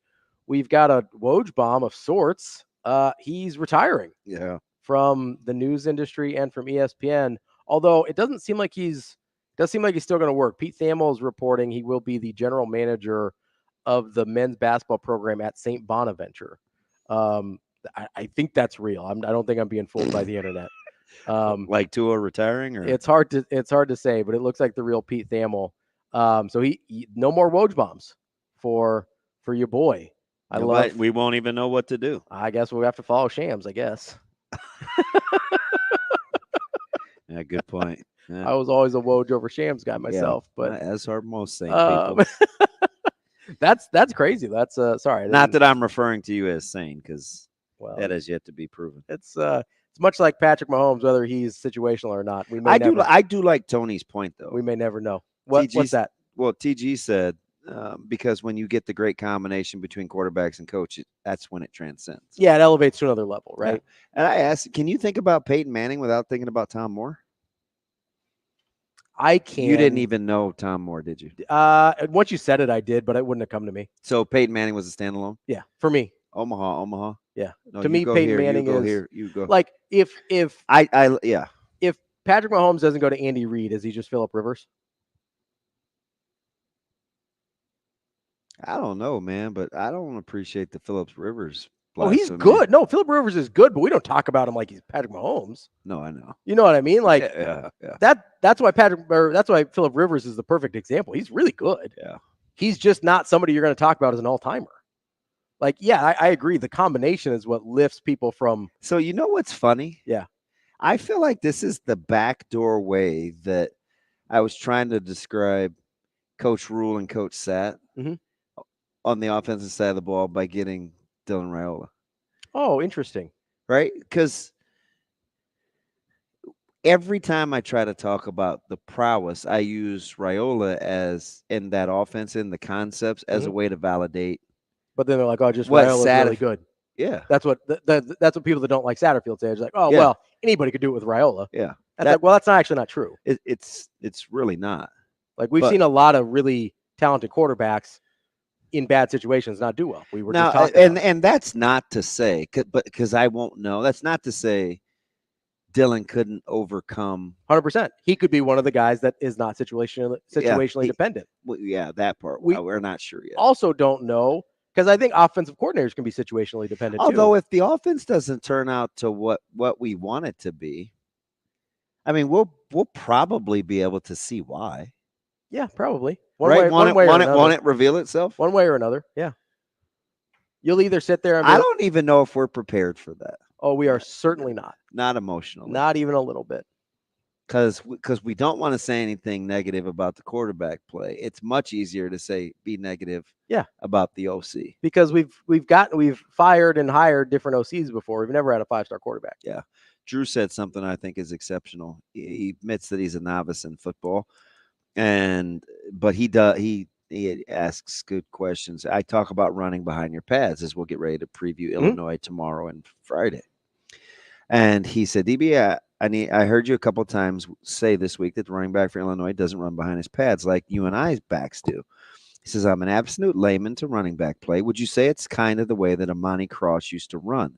I always felt like he was a big guy viewed as a big back, but never ran that heavy. You and I backs always fell forward. So this guy you think we can keep from getting that leaky yardage. Love the show, Brockhead. Okay. So, yes, Amani Cross Good example. Drew, that is a beautiful example. Big back. Didn't feel like he ran particularly heavy. You want another example that Coach Barthel has kind of gotten out of him? Gabe Irvin was a guy didn't used to run. Didn't always run behind his pads. Yeah. Dante Dowdell runs behind his pads. But now, and even Dowdell didn't used to. Has changed the way that he runs super hard now. You know what I mean? Yeah. Who's a guy? Let's go the other way because it's true the opposite way too, right? Like you can have little guys that run heavy. Like who's an example of that? Alvin Kamara. Okay. Yeah. Kamara is constantly falling forward. Yeah, but not a big guy. Not a big guy. No, not a big guy at all. A little guy that runs heavy. Clinton Portis was like that. Okay, yeah, that's a good one. I never thought of him as a big back. Oh, Clinton Portis. Yeah. And surprisingly, even though he's big, he's a little bit bigger than we think. I like the way Marcus Allen ran like a bigger back. He was tall. He wasn't real big. No, he was slight. He was pretty lean. Constantly going forward. Yeah. He was a great inside runner. Yeah. Arguably one of the best of all time. You know who was a better inside runner than I think gets credit for? And the best at going over the pile. Yeah, he does have the iconic photos of him diving. Probably not a real heavy runner, but a better inside runner than we remember was Warwick Dunn. Yeah, he's a great inside runner. For being a little back. Warwick Dunn actually fits kind of what I'm talking about. Yeah. Yeah. Down Warwick he Dunn gets was downhill. Constantly getting downhill. Yeah.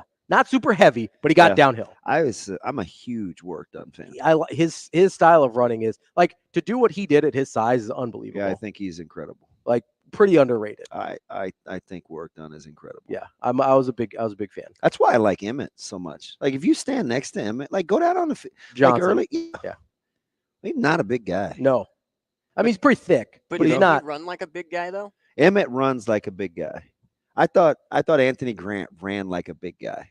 And I think we thought he was bigger than he was because of how he ran. And he's not. Right? Yeah. What about Amir?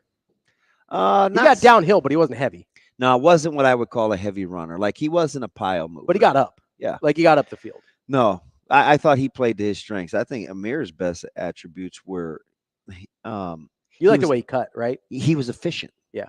He was an efficient runner. Like not a lot of wasted. Right. One cut go. Yeah. He was very, very efficient. Yeah. And that's underrated. Yeah. We got into these you get a lot of wasted movement with a lot of running backs. Yeah, and this I don't it's early. I don't know if I'm ready to say like running is coming back. But statistically speaking, in the first couple of weeks, it looks like running is so this is back.